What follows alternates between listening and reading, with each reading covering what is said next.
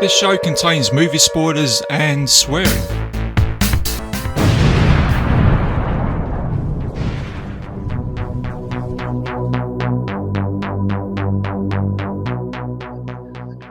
Let me get the volume up. There we go. That's better. You're a bit quiet for me then. I'll need your full volume in my ears. Yeah, I need the full tones of the RJ McCready in your ears, eh? That's right. I need the full Dolby surround sound. Are you in some sort of action movie podcast or something like that? full explosions, everything. Michael Bay. Yeah, well, yeah, this is it. Good for you. Oh no, that's. No. Oh, good for you. Good for you. I mean, no, I know that it's Christian Bale on set. Could you imagine if Christian Bale or James Cameron ever worked together? Could you imagine that clash? Jesus Christ, that would be nuts. It'd be very nuts. Just be like a live action movie about them two trying to shoot each other on set, wouldn't it? Like, you know.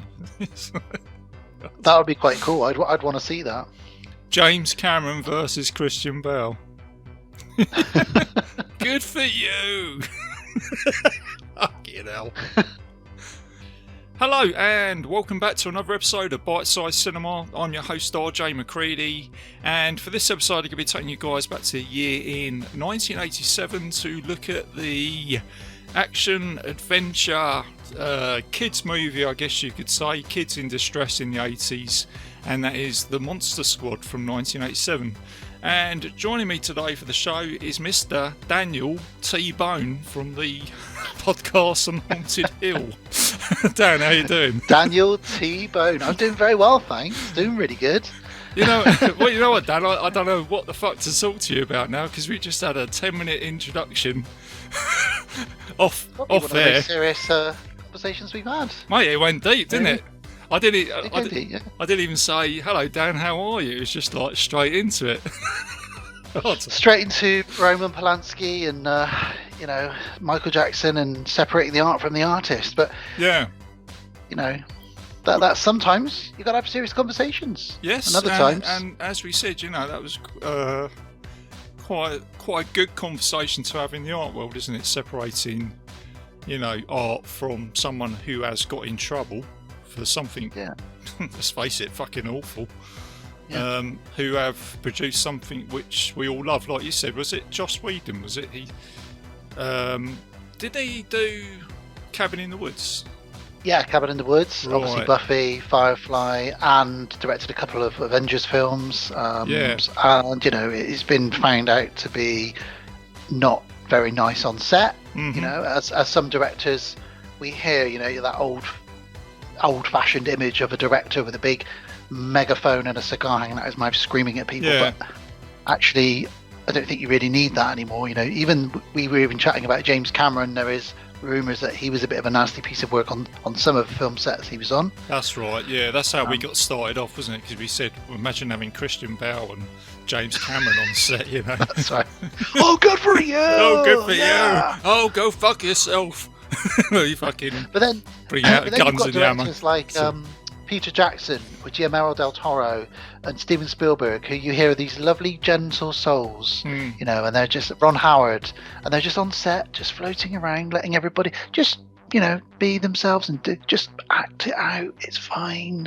I'd love to be directed by someone like Spielberg or Ron Howard. Oh my god, you know, absolute expert, but also you don't hear anything bad about those guys, you know. Same with Peter Jackson and then those sort of guys. Yeah, but anyway, that was a bit of a tangent. Sorry about that. It was a bit of a tangent, but like I say, guys, listening to this, it's, as me and Dan said before we actually started the show, we said it's actually quite a good topic of conversation there. But we're not here to talk about that today. We're actually here to talk about a very fun 1980s movie, which I put into a little bit of a category. I think there's 3 films from the 80s you can put together, and one's the Goonies, the Explorers, and then the Monster Squad, because you've got kids trying to find pirates' treasure, kids finding aliens, and the one we're talking about today, which is kids battling monsters and our favourite monsters. But before we get into that, as always, Dan, because I'm very intrigued about your adventures of what you've been doing in the last month, i.e.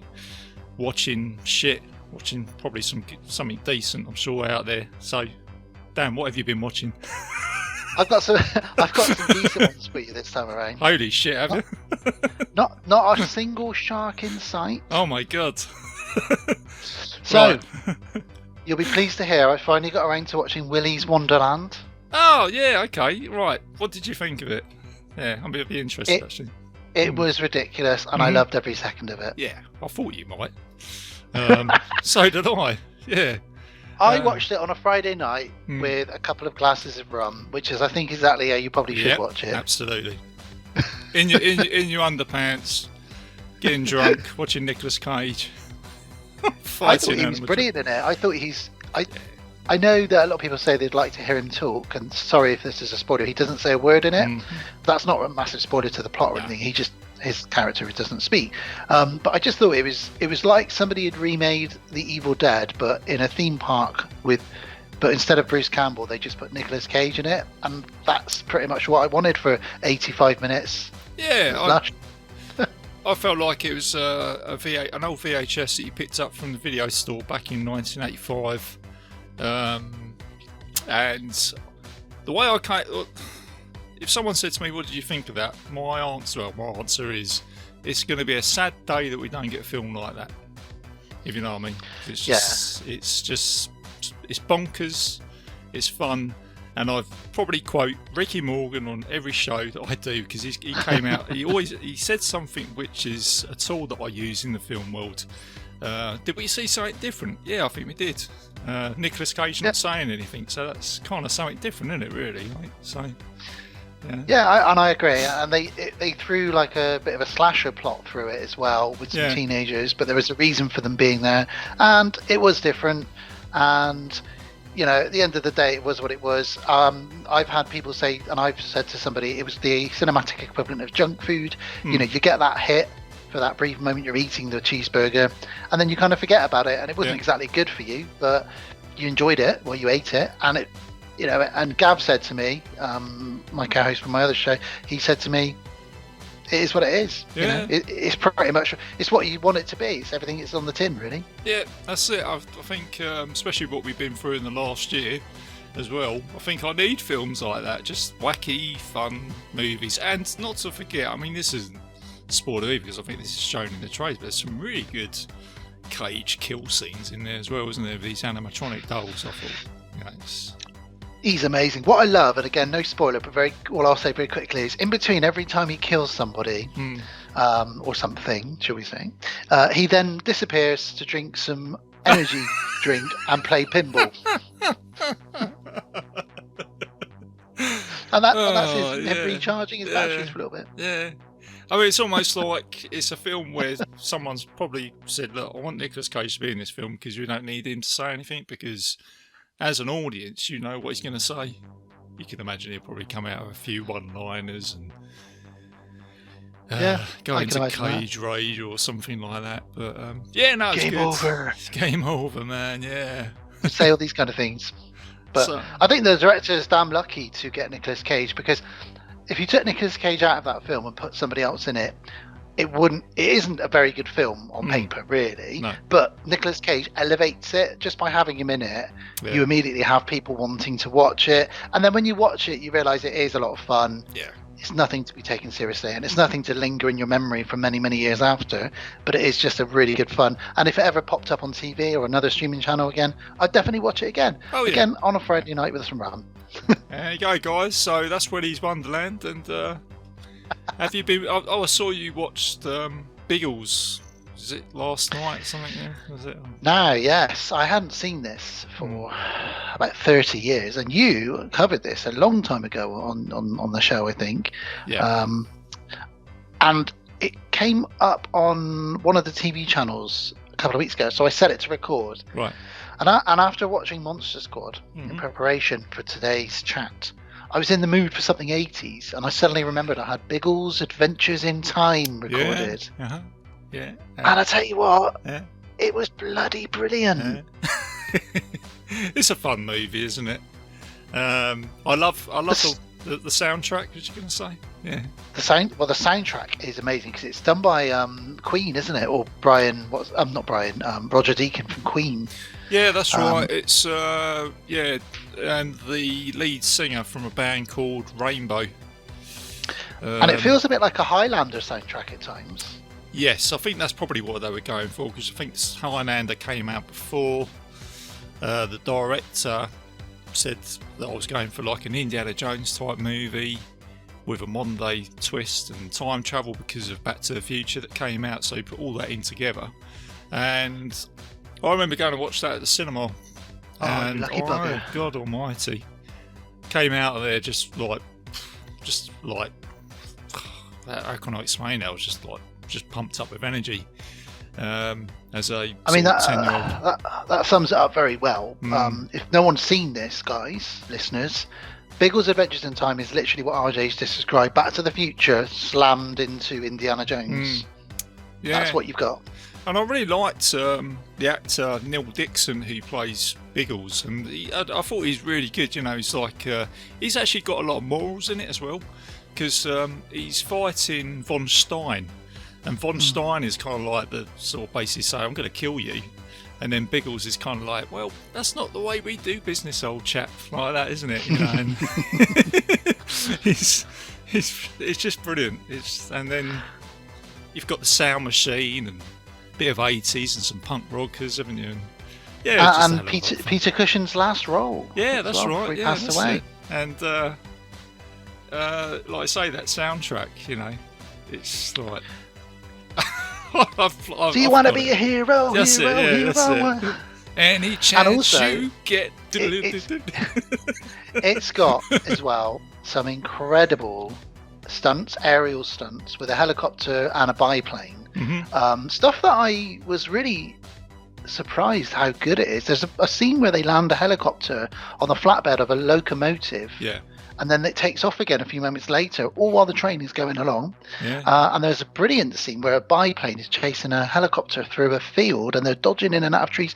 All of this would have been done with CGI these days, but back in 1986, they just went for it.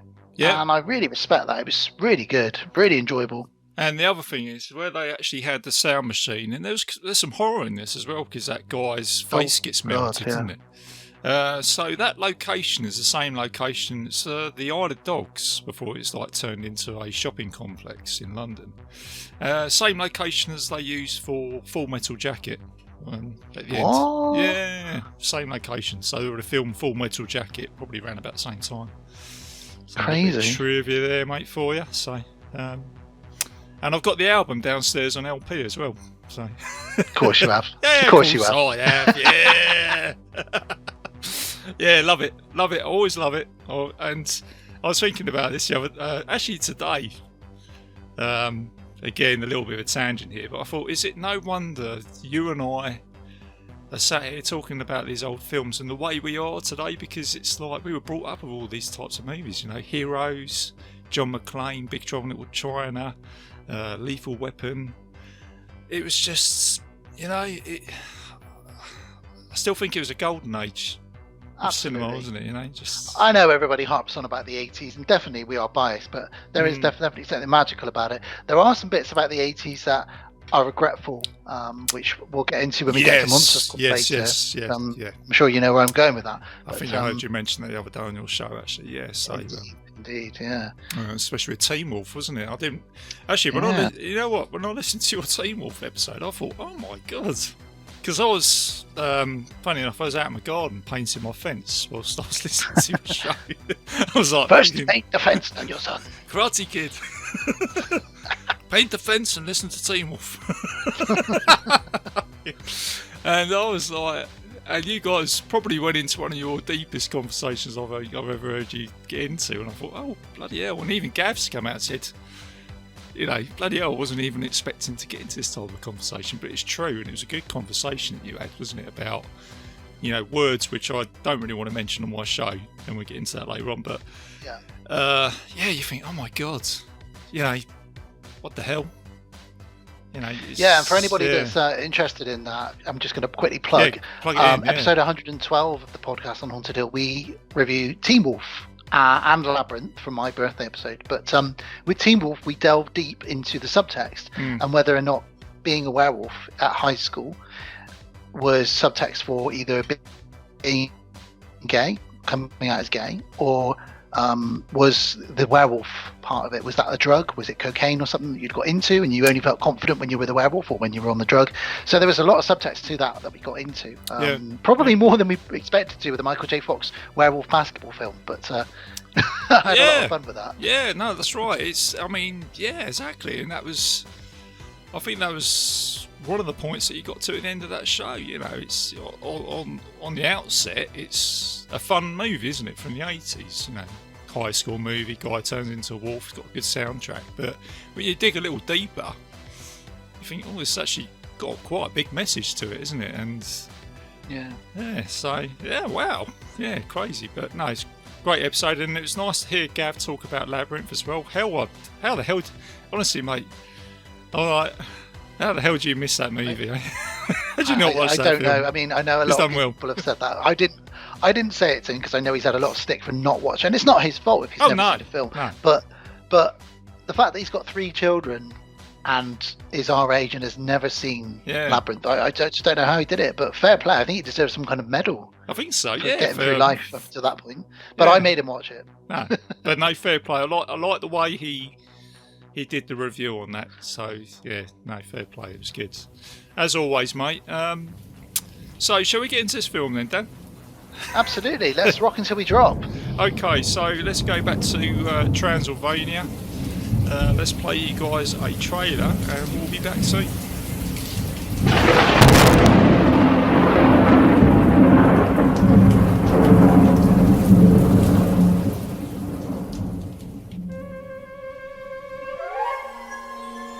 Gentlemen, you see these file folders?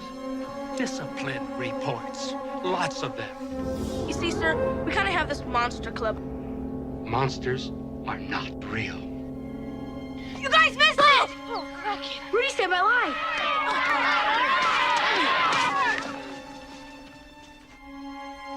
Yeah, what the hell's Monster Squad? It's us. We're the Monster Squad. Good and evil are in constant flux back and forth. Only once every 100 years are these forces balanced. And what about the amulet? At the stroke of midnight, the amulet becomes vulnerable. And at that moment, it can be shattered. There's a monster in my closet. Ooh, scary monster!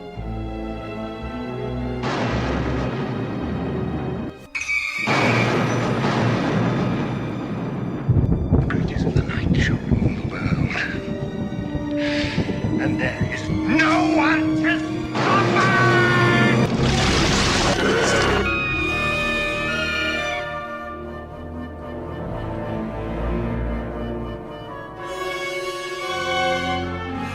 I think there's monsters, like real ones. He was a werewolf. Mummy disappeared from the museum tonight. And guys, Dracula might be here too.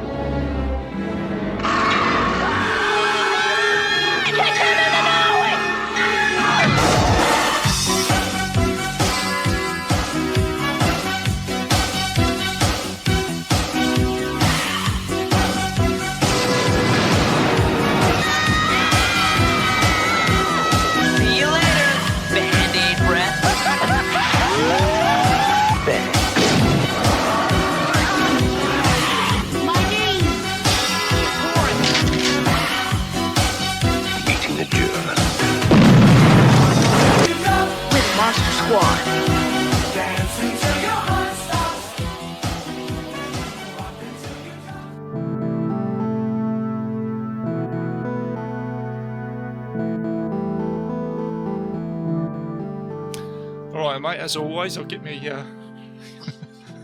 little piece of paper and have a read of this synopsis. Oh, okay, you can do that if you like. Okay, just get me a cigarette lighter so I can see it. Actually, I better hang on, put some light in here because. You're not sat in the dark in your pants and your cowboy hat. Mate, you know me, mate. Every time I speak to you, Dan, it's always the same, mate. Do you know what I mean? I know what's going to happen. As we finish up the show, we'll say, right, but that's that all done and dusted. And you'll say, oh, I need a bloody shower now. I'm sweating buckets. Honestly, Dan, I don't know what you do to me, mate, but I'm just like, it's like some sort of, I don't know, radiation. Something, I don't know. Every time. I could be sat in a fridge and I'm sweating.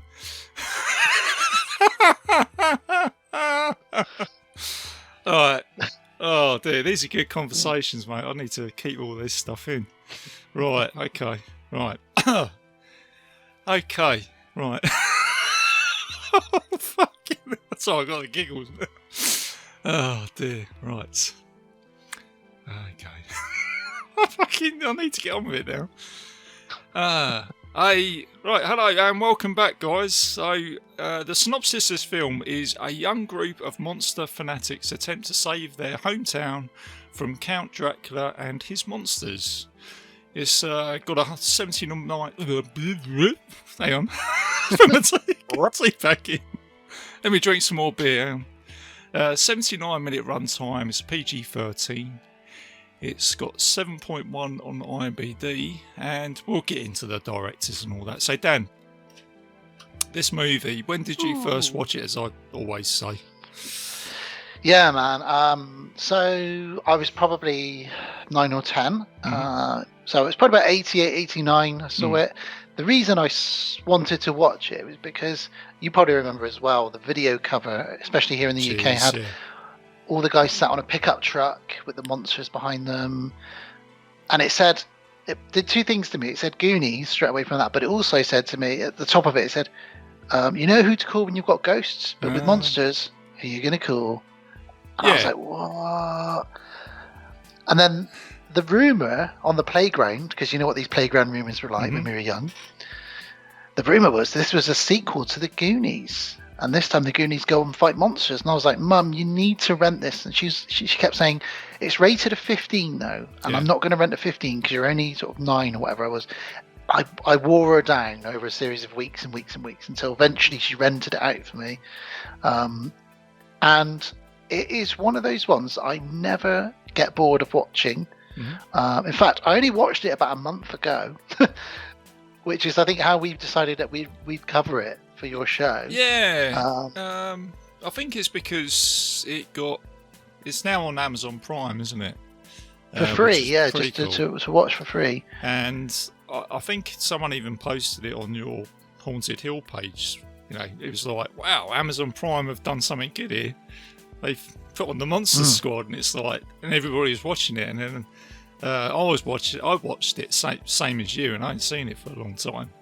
And I was like, wow, this film really holds up, and it's a good film. And it's a short movie, kind of does what it says on the tin, all that sort of stuff. It's very short, isn't it?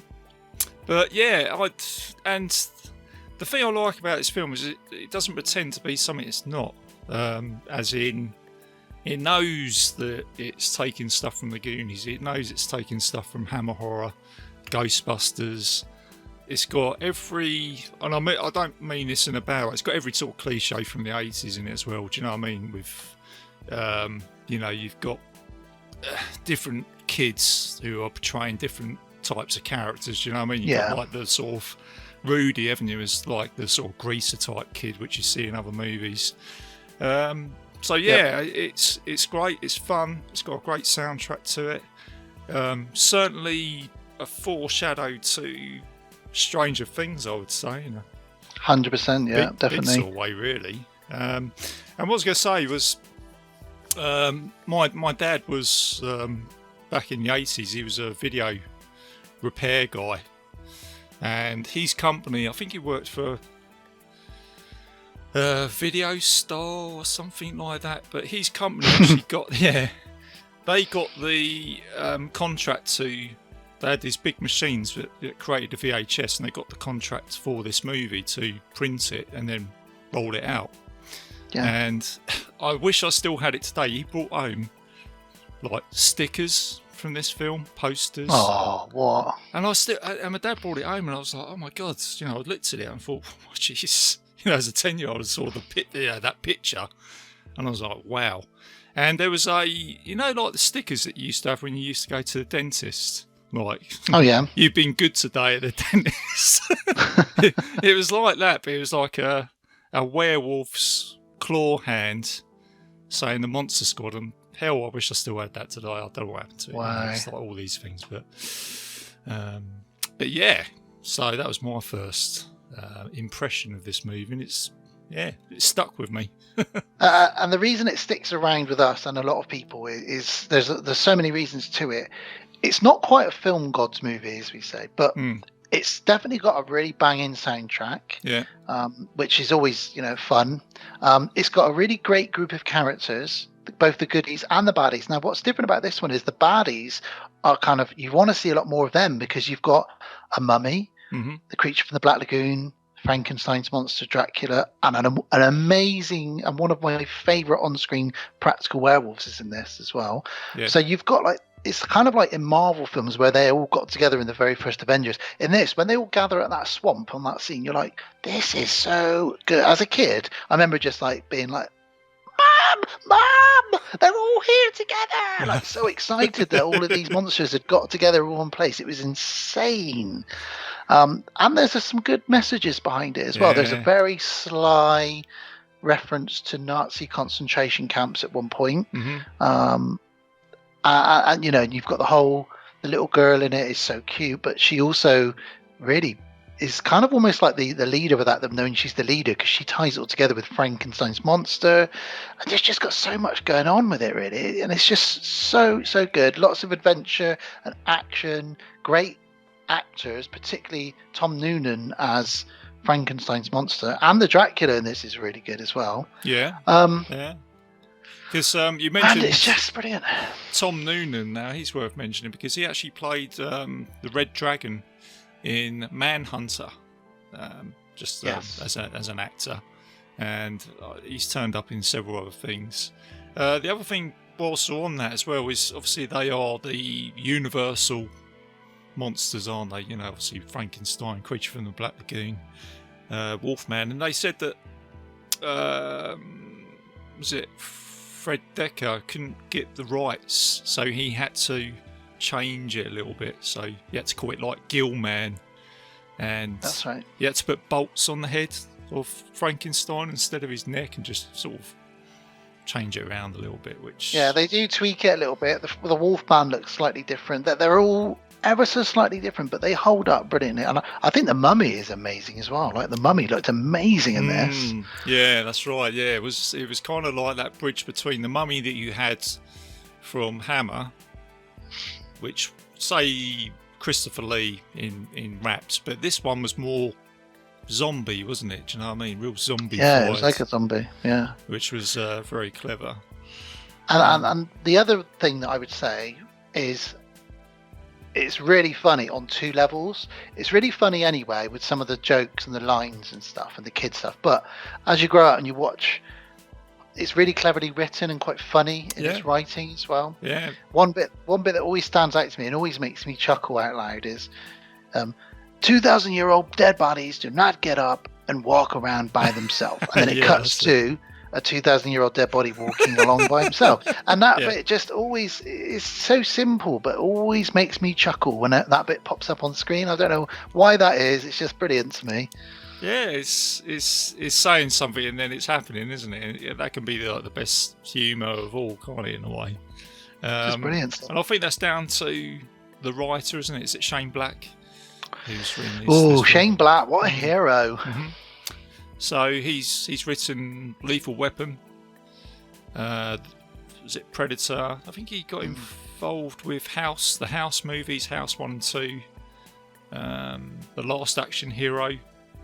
So let's not forget Lethal Weapon 1, 2, 3 and 4. He definitely wrote the first one, and his characters were used in the last three.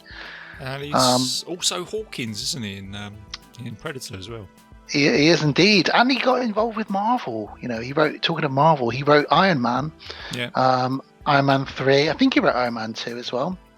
Last Boy Scout. So he's a guy that really loves his action stuff. He can write some really good action with a big group. It's usually a group of people of all various walks of life getting together and yeah, he's brilliant. And what always makes me laugh is that this film was written by Black and Decker.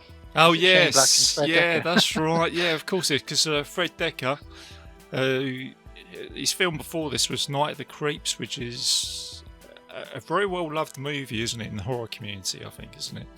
It's a really good one. That one. Every time someone posts that on, social media, especially Legion, it's like everybody, love it. Comment, Tom Atkins, hey, dates have arrived. It's like Thrill me. Yeah, this is it. Yeah. And I think there's an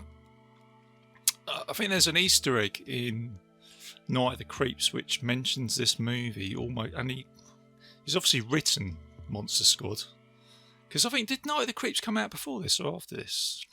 I think it was before this. Yeah. Yeah, there's something in the movie where one of the kids gets killed, and then there's something that references Monster Squad somewhere. I can't remember what it is, but there's at least. It says it on the wall in one of the toilets. I'm sure it says Monster Squad or something like that on the toilet. That's it. Yeah, it says call the Monster Squad, doesn't it, or something like that? Yeah, that's something like that. Yeah. Yeah, that's it. Yeah. So that was clever. So it's got great writing. Great director. But unfortunately, it didn't do very well at the cinema, which is crazy when you think about it, because it's come out in 1987. I would have thought it'd done a little bit better. Now, I've got a theory about that. Go on, yeah. My theory is that it came out in the summer. It was an August film in the US. Right. And I think they should have probably held back and dropped this around about Halloween. I reckon it would have done. Right. I don't know, it might not have done, but it might have done better then. Yes, I think you could be right. But then, what am I saying? Because the other thing is, you've got to remember, even though it didn't do very well, 1987, there's lots of other great movies that came out in 1987, wasn't there? So it probably had a lot of competition, didn't it, as well? That was the big year, wasn't it? That was the big year that everything came out. Yeah. And being an 80s fan, guess what? I can't mention a damn single fucking film that came out in 87 now. I've got a memory blank. Well, hang on, I'll tell you now, just a little sample of what came out, because if I remember rightly, it's utterly ridiculous. So we had Lost Boys. Yeah, that's it. Yeah, go. We had Monster Squad, obviously Predator. We had Harry and the Hendersons. We had Prince of Darkness. We had Witches of Eastwick, Batteries Not Included. We had RoboCop, Inner Space, Spaceballs. We had Adventures in Babysitting, The Secret of My Success. Wow. We had Superman 4, The Quest for Peace. Oh, boom. Blockbuster, that did big. The Running Man, Jules the Revenge, Hellraiser 3. I'm sorry, the first Hellraiser, and just a ton of... those films. Right. Wow. The Gate, that was another one that was like similar to this. Yeah. Great year. 3 Men and a Baby. Oh, Predator. What a year I think that you was. mentioned Predator, didn't you? Yeah. Shane Black was having a great year this year, wasn't he? Bloody, like I say, only 12 months in a year, isn't it? And all those movies try and fit in. So yeah, there's bound to be just one or two that are just people are gonna say, look, I just don't have enough cash in my pocket this month to go and watch that one as well. Yeah. Don't know, but there you go. But no, I think it's become a cult movie now, isn't it, in the horror world? I would say it's safe to say it's certainly made its money back these days. Yeah, I think so. Yeah, and what's nice about it is it's only 1 hour and 20 minutes long. It's done and dusted before you know it. It doesn't hold. There's no point where it lags. Literally. When I was making notes last night, I couldn't believe how quickly I was like, oh shit, they're already at the bit where Wolfman's got nards. We're already at this bit. This is crazy. How quickly does this film roll along? But you don't feel like it's rushing it either. No, that's right. No, not at all. It does everything that it needs to do. Although I do, I have heard that 13 minutes have been cut from the film. I don't know if that might just be on a special edition. Someone might be able to answer that. Yeah, that doesn't surprise me. It seems a bit too short. It seems like there's 10 minutes here and there, but I don't know where they would be. I don't know what they would be or where they would be, because every monster gets their moment to shine. Yeah. Perhaps maybe not Gilman. Perhaps he's a bit shortchanged, but You even get the Brides of Dracula turn up at one point. You know, Van Helsing shows up at the beginning and the end. We get some great action scenes, and there's even like a random side plot with Sean's dad and his cop partner buddy, and they're kind of like the banter they've got at the police station. You know, and so they managed to squeeze in a lot of character and a lot of plot into such a short time. Yeah, that's right. Yeah, so it's you get a lot for your 80 odd minutes of this movie, which again, like you say, it's quite surprising for this type of movie. And the cherry on the cake is Stan Winston. Yeah, I was going to say, because that's one thing I didn't write down, and I thought you might be able to answer that. It was Stan Winston that did the special effects in this movie, is that right? Oversaw the special effects, which is why, you know, so to break these guys down real quick. So you've got the werewolf, which I've already said looks phenomenal. You know, he's got great makeup, but it's all practical. It's just a guy in a suit, and there's a very brief transformation scene at one point. It's kind of like Teen Wolf, where it's like you see it in edited shots. It looks great. Dracula's Dracula in this, but there is some great moments where he's half bat, half man, and that's fantastic effects. Yeah, I must admit, reminiscent of Fright Night. Yeah, I could say there were some Fright Night elements in this, I thought. Definitely. Frankenstein monster looks great. Yeah. A lot of that is Tom Noonan though, but it does look great. Gillman's costume with the gills on the side that go in and out and the eyes blinking sideways looks phenomenal. I wish he was in it more. And the mummy looks brilliant. Like you said earlier, he's like a zombie dragging himself along, and you get that brilliant scene which is straight out of Scooby-Doo where he gets caught on an arrow and he starts unraveling, you know, straight from an episode of Scooby-Doo, and all the bandages come away. Oh yeah. Absolutely that's love right, that. Yeah, that's right. See you later, Band-Aid breath. Get old Rudy. Love it. Get old Rudy's badass in this, isn't he? He's brilliant in this, isn't he? And the other thing is, there's some little Easter eggs as well to the Universal, especially with the Wolfman, because he's actually saying, look, you know, put me into jail, shoot me. And that is actually, I think that is what Wolfman does in the original Universal films. Is it Karloff, or is it Boris Karloff's son who plays Wolfman? I can't remember. Gosh. I think it's Lon Chaney, isn't it? Is it Lon Chaney? Sorry, yeah, that's right. But I'm pretty sure, I haven't seen it for a long time, but what I do remember is that before he turns into the werewolf, he is a really nice bloke. He's like saying, look, you've got to put me away because I'm going to turn into something. And obviously they don't, and then he does. So I thought there was a little bit of a sort of homage there, which is quite cool.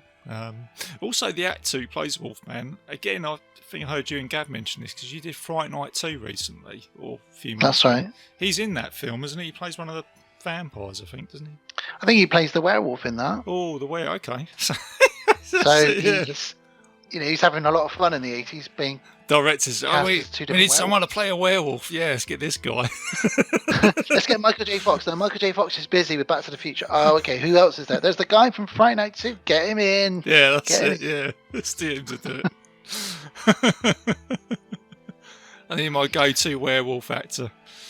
Oh, dear. I think, you know, what sells this film, you read the synopsis, it's only one sentence, but if you said that to a group of children, a young group of monster fanatics attempt to save their hometown from Count Dracula and his monsters, that is everything a 10-year-old boy or girl wants, isn't it, really? Yep, that's right. And the other thing to mention, you mentioned it on the poster, so I think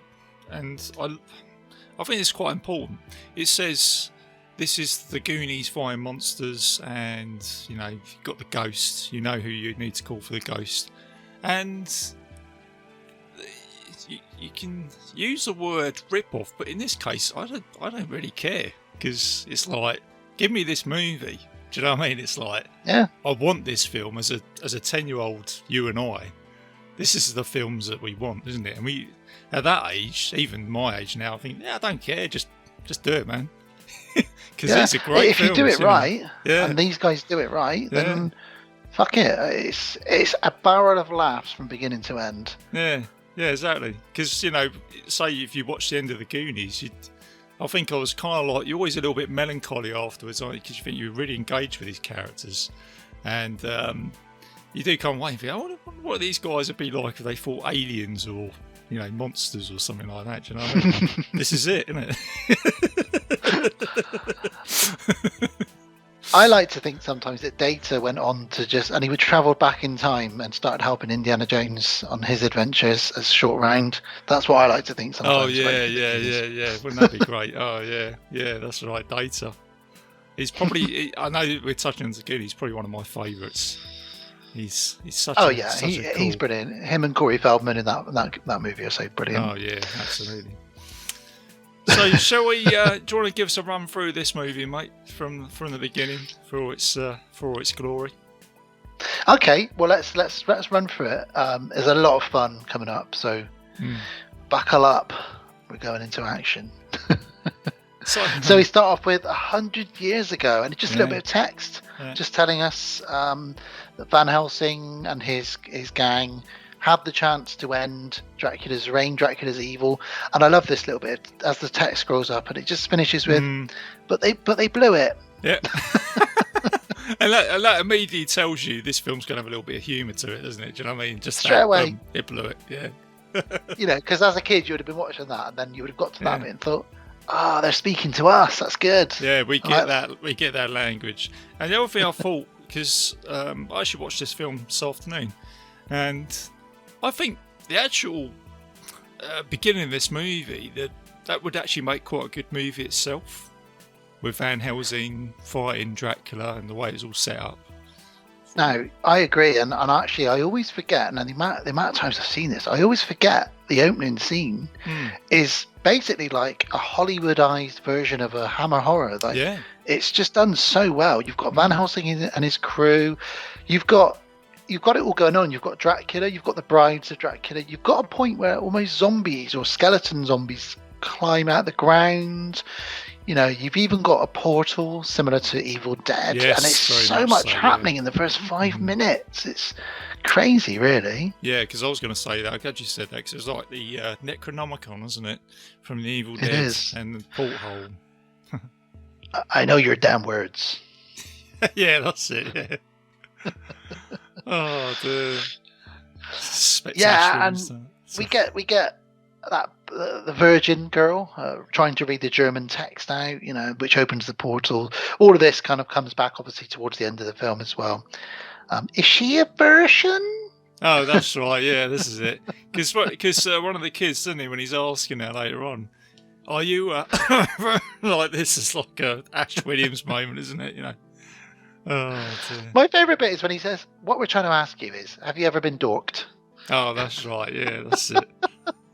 Christ.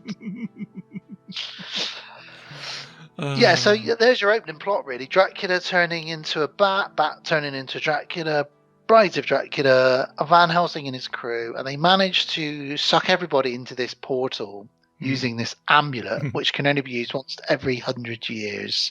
And that is kind of the beginning, really. And we cut then to Sean and Patrick, two of our sort of main heroes, in the principal's office, getting told off, aren't they? Yeah, and the principal trying to sort of engage with them, isn't it? Because they're saying that we love monsters and all this, and he's looking at the drawings, isn't he?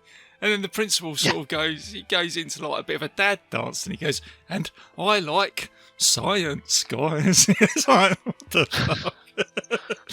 I like science and I like monsters, but science is real and monsters are not real. Yeah, that's it. Yeah.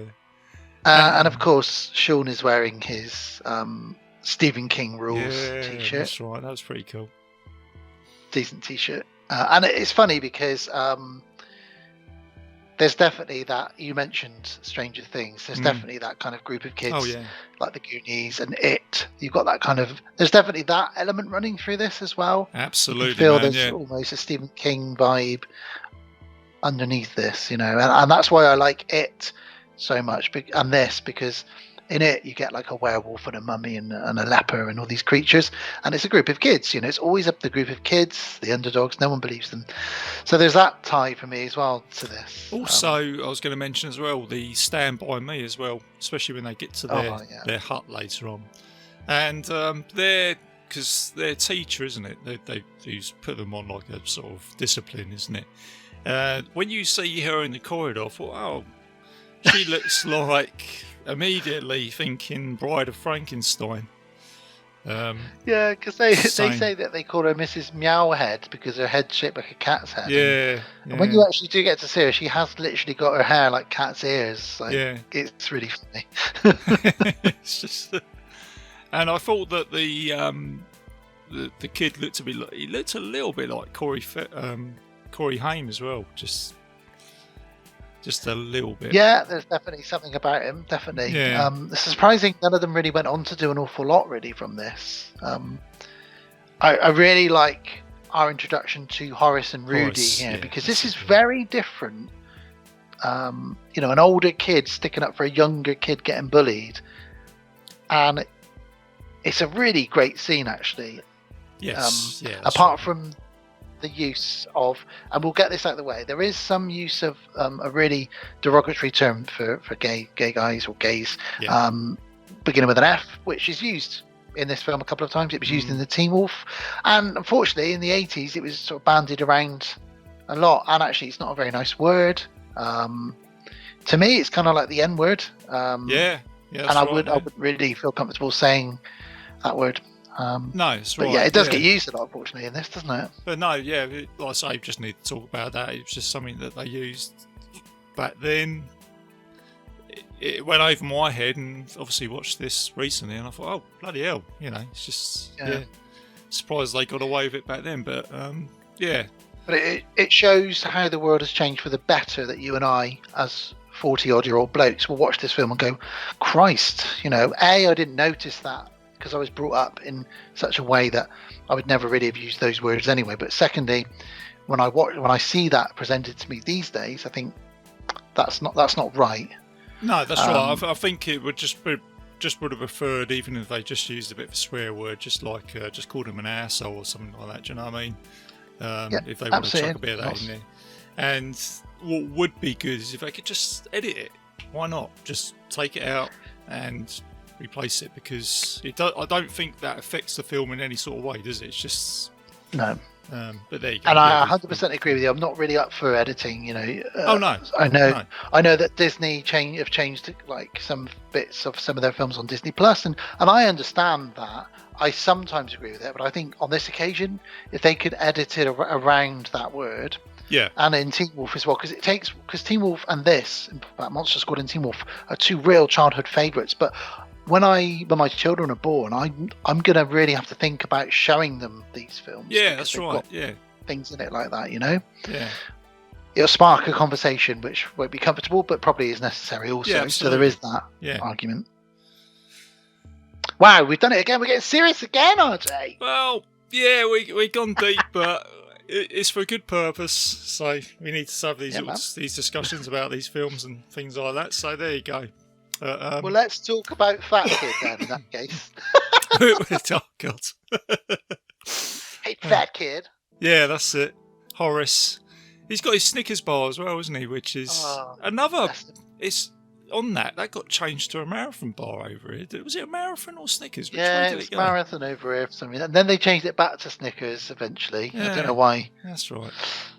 But yeah, this poor Horace guy, we'll find out he's one of the Monster Squad. He's been bullied, and the kid comes up to him, the kid and his mate, and they squish his Snickers on the ground, and then they sort of call him the F word, which we talked about, and they sort of have a bit of a go at him. And then Rudy turns up on his chopper, and that's not a motorcycle, as in his BMX chopper. And he rolls up and he strikes a match off the bottom of his sneaker, and he lights his cigarette. Because he's so fucking cool. Yeah, he's a cool kid, isn't he? But he's got his leather jacket on. And he comes over and he says, what's going on here? And they're like, oh, nothing. And he's like, hey, I think you dropped your chocolate bar on the floor. And the kid's like, no, that's not mine. He's like, I think it's yours. And I think you need to pick it up and eat it right now. And this bit is just like so good because the whole school is around them. And this bully has to pick this squished Snickers up off the ground, and he bites into it, and the whole school goes, ugh. And he's just humiliated. Yeah. And you've got a little moment where Horace sort of just smirks to himself like, yeah, that's right. It's just such a great scene. I absolutely love it. It's brilliant. It's very similar to I mentioned Explorers as well, because River Phoenix has the same problem. There's a scene in that where he's got his glasses, he gets bullied, and then one of the other kids turns up on the motorbike and basically says to these kids, what are you doing? And I just kind of looked like it was similar sort of scene from another movie, but it's a positive message, for kids that are bullied, in that, I mean, perhaps more so to people who can prevent bullying. As an older kid, I probably could have stepped in if I'd have seen bullying, but you didn't really do that. It wasn't the done thing to do, really. Or perhaps if I could go back in time, I would step in and stop some situations I may have seen at school. But this is just a great scene for that, and it just goes to show that Rudy is, as much as he's acting like the greaser and a guy who's perhaps a little bit out of time, really, because this is 1986, 87, and he's still dressed like he's in Greece.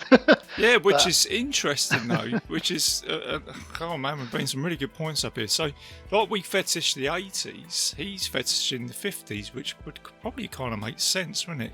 Do you know what I mean? So he's probably because he's he wants to get involved in the Monster Squad, and there's a lot of great horror movies came out in the 50s. But he's really living like he's James Dean, isn't he? Yeah, that's right, and I applaud that. He's got his little sort of fingerless gloves on, hasn't he? Cigarette hanging off, just like. I like something he says to. Was it the girl who they think she's a virgin, and she says something at the burger place, and he goes, "No, this is like." He's like, "Oh." She says something along the lines of, "Maybe I should just get going." He's like, "Maybe you should just get going." Oh, well, that's quite funny. That scene. Oh dear, get into that later, but. So we get to see the gang walking home from school, a couple of them here. So we've got Sean, we've got Patrick, and they're discussing whether the Wolfman can drive. They're discussing the rules, stuff that us movie fans always talk about, How do you kill this creature? How do you kill that one? Can Wolfman drive? Is the Wolfman a regular guy? Why does he wear trousers? Does he wear a hat? All that kind of weird, those conversations people have. They're joined by Phoebe, who is Sean's little sister, and she is so cute as a button, and has some great lines. She's like Drew Barrymore from E.T. cute, isn't she? Exactly, and she kind of has that similar sort of experience with Frankenstein, it turns out, like, doesn't she? And I think they kind of they do again another like homage where she's down by the lake, isn't it? And then Frankenstein turns up, and I think that's from one of the old Universal movies as well. I think it's the little kid by the lake with Frankenstein. I think it's like a sort of classic picture, isn't it? Well, that scene was very controversial so obviously I'm the horror guy, so bear with me. But in Frankenstein, the original Frankenstein, and in the story, in fact, the book, Frankenstein found a little girl by the water, and she was throwing flowers into the water. She was being very innocent. He saw her do this. He looked at her, and the subtext is he thought she was pretty, like a flower. He saw she was throwing flowers in the water. He didn't understand how the world worked yet, because he was only just born, really. He's just created. So he picks up the little girl and throws her in the water, and she drowns. Okay. So any horror fans would have seen that scene where we're introduced to him later on and thought, oh shit, he's going to pick up Phoebe and throw her in the lake, but he doesn't. In fact, he doesn't do that. But there's an E.T. reference as well, where she's dressing up Frankenstein in feather boas and hats, which is very much like in E.T. when Gertie does that with E.T. Right, as well. Okay. I'll have to do a little shout out to my friend and listener Nick Isaacs, who I mentioned today. Actually, he's talking about that toy shop down in Bristol. Yes, and he's a Bristol man himself, so he's got the Bristol twang down when I speak to him. All right, Nick. Yeah, all right, that's Nick. It. Oh, Nick. And I'll just talk about Nick very quickly. He is a massive horror fan. He's got this man cave, which is like the shop out of The Howling, with Miller, and he's all over it. So he would totally agree with you on that story you just said there. He's probably shouting at the show saying, "Oh yeah, he's got the Universal monsters." And all this. But yes, yeah. So, and the other thing I was going to mention as well. So they're Monster Squad's treehouse, which is great. Again, it's all remind me of Stand By Me, but their posters up in the walls. So you got It's Return of the Living exactly Dead. like Stand By Me. Another shout out to Ricky Morgan, because every time I think of Lucio Fulci, I think of Rick. Will someone leave my Lucio Fulci movies alone? Oh dear. So yeah, that's quite a good little tie as well. Yeah, they've got some cool posters up in their treehouse. On the way back to the treehouse, they walk past a side character that will come in much later as a big part of the gang, almost, really. Yeah. And that is Scary German Guy. That's all we know him as initially. There's an old man who all we know is he's German. He looks a bit creepy, and he's got a big sort of creepy looking house. They walk past. They kind of mention him, but he certainly comes back into it later on. Yeah. Now, while that's going on, we get the plane flying over now. Yeah. The plane's got Browning on it, and I'm assuming that's a nod to Todd Browning, the director of several Universal horror films. But we get these two guys flying the plane, don't we? And they're like, we're just flying these coffins, these dead bodies over. That's fine. And they hear a noise. Dan, very quickly, when I saw those two pilots, I immediately thought 1987 podcasters in a plane. It's just the way they were dressed up, Hawaiian shirt, headsets on, just the way they were talking. I thought, oh my god. Just discussing random films. Just and the way trivia. Just the way they were talking. It's like when he gets take over the plane for me, and he says something like, keep it spooky or something like that, or don't make it spooky or something. Yeah, it's great. He says to him, what are you going to do? He said, I'm going to go back there and investigate what the hell that noise was. And he says, what are you going to do? He says, I'm going to stay here and make scary noises. Yeah, that's it. Scary. That's right. That's what he says. Yeah, scary noises. That's right. Yeah, that's it. So one of them goes back, because obviously this should just be loads of dead bodies in coffins. So he goes back to this plane. It's a small plane. It's the kind of plane Indiana Jones falls asleep on. Yeah, it is actually. It's an old World War II bomber. Funny enough. There we go. Yeah. But Dracula's there when he goes back, and one of the coffins says Frankenstein on it as well, so we get that. And the pilot spots Dracula, and he's like, what the hell? So he opens the trap door, and Dracula just levitates, doesn't fall out of the plane or anything, turns into a bat, flies out, and the coffin falls out as well. They obviously fly off in the plane, that's fine. But what we see is the coffin drop into the swamp, and the bat come flying down. Yeah. And this is all happening very near the treehouse of the Monster Squad. And could you imagine those two pilots coming back into the seat and the guy just going, anything happened? Nah, nothing. It was all right. Yeah, nothing to talk about. Just keep us on course. Keep going. Yes. Oh, dear. So in the treehouse, Rudy is being interviewed, pretty much. Mm-hmm. What are the 3 ways to kill a wolfman? How can you kill a vampire? And they're asking him all these questions. Because he wants to be in the Monster Squad. But part of the reason he wants to be in the Monster Squad is that they've got a telescope that happens to point into a girl's bedroom who quite likes getting changed in front of her window. Yeah. Mm-hmm. Dirty old pervert he is, yeah. That's it. Naughty boy. Naughty lad. Yeah. Now, bless him, Sean, when he gets home, his mum says, and this is a great present from a mum. Oh, by the way, I was in an antique store earlier and I picked up a book. It's a diary by Van Helsing. Does that ring any bells? And Sean cannot believe his luck here, because this is basically Van Helsing's diary in German, so he can't understand it, but it's the diary of Van Helsing, the vampire killer. What a coincidence. Yeah, and I like the way he goes, oh, it's Van Helsing, and then he opens it up and he goes, damn, it's in German. It's like, okay.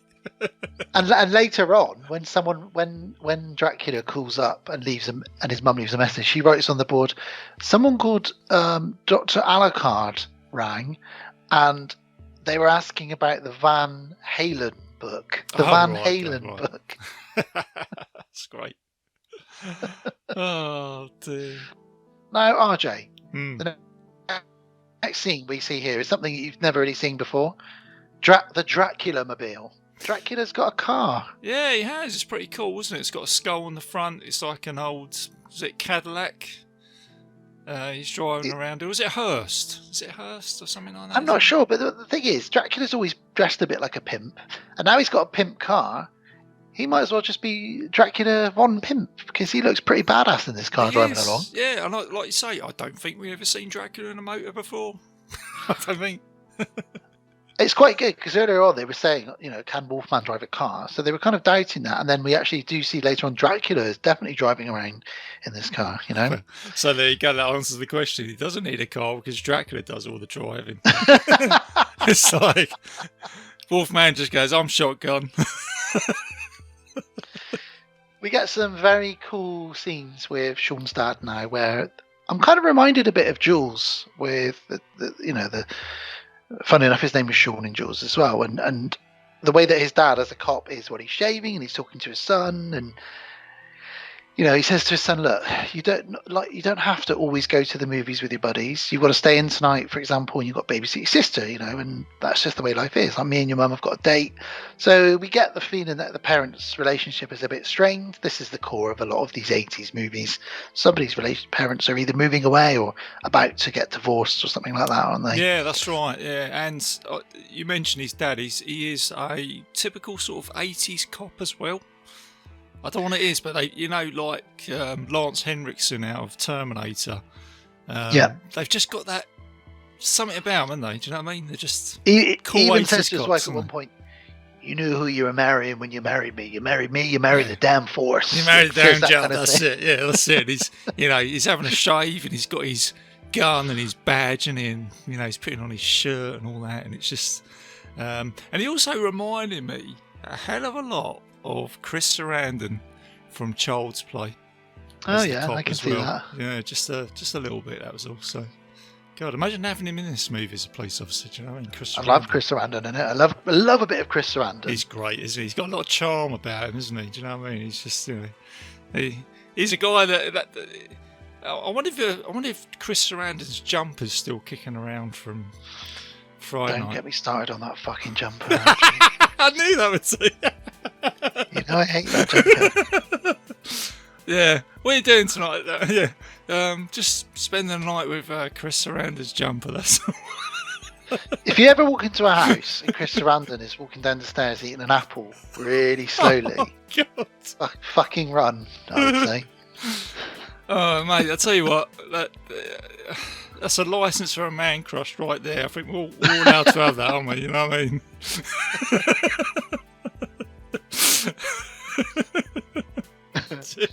Now, Sean's dad gets a phone call from the police station, and in the background at the police station we see there is a man in there saying, "I'm a werewolf, lock me up." This is what you were saying earlier. "I'm a werewolf, lock me up." He grabs a gun from a guy, shoots into the air. He actually gets shot by the cops off camera.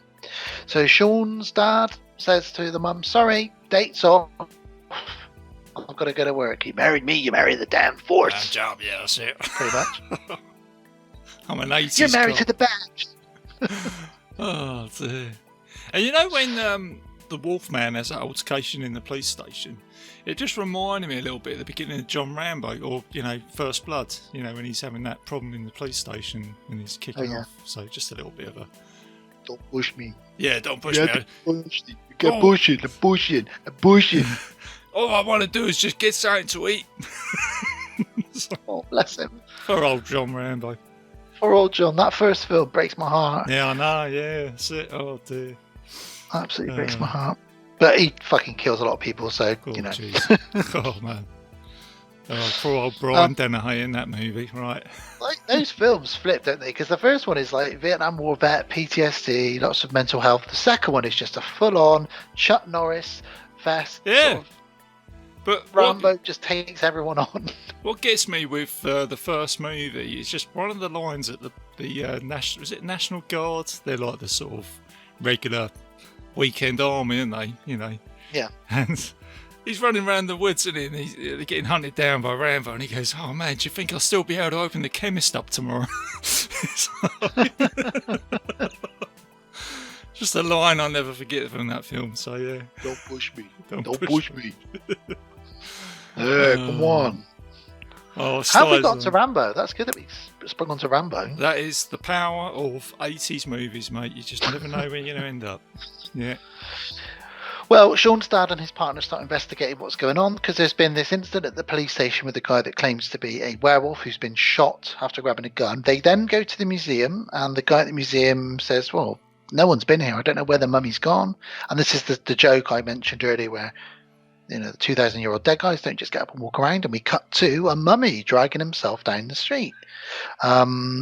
We get a great scene now, which is the werewolf, the dead body of a human in the back of an ambulance.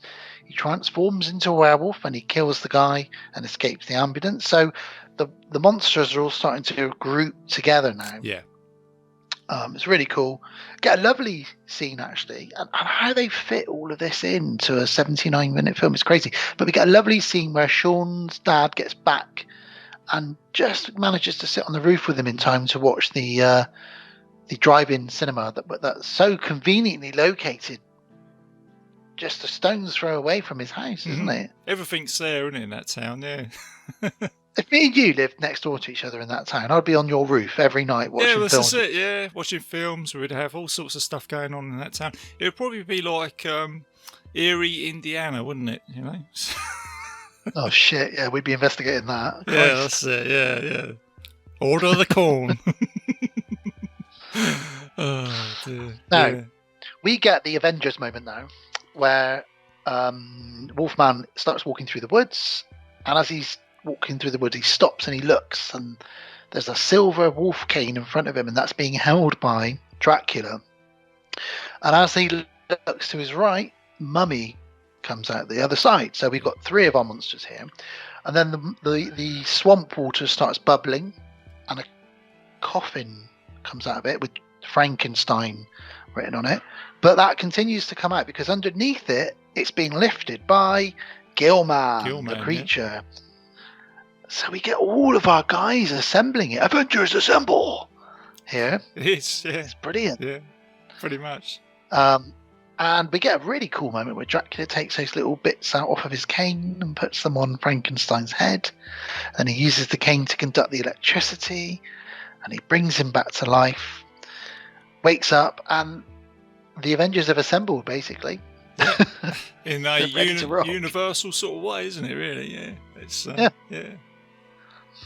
I remember being this moment where you saw all 5 of them, and when Frankenstein was woken up. I remember I think I was probably told to calm down by one of my parents. Yeah. When you're a kid and things are just too much for you. You've probably had a few too many sweets, some fizzy pop, and then this scene like this happens, and you sort of stand up and bounce around on the sofa. I can vividly remember seeing that moment and thinking, this is the greatest day of my 9 years on this earth. And that's the thing these films have effect on you, isn't it? And that's why we have so much nostalgia for these films, and it brings back those memories. It's so good. So good. Poor old Phoebe, cutting to Sean's sister now. She's afraid of the dark. She's afraid of thunderstorms.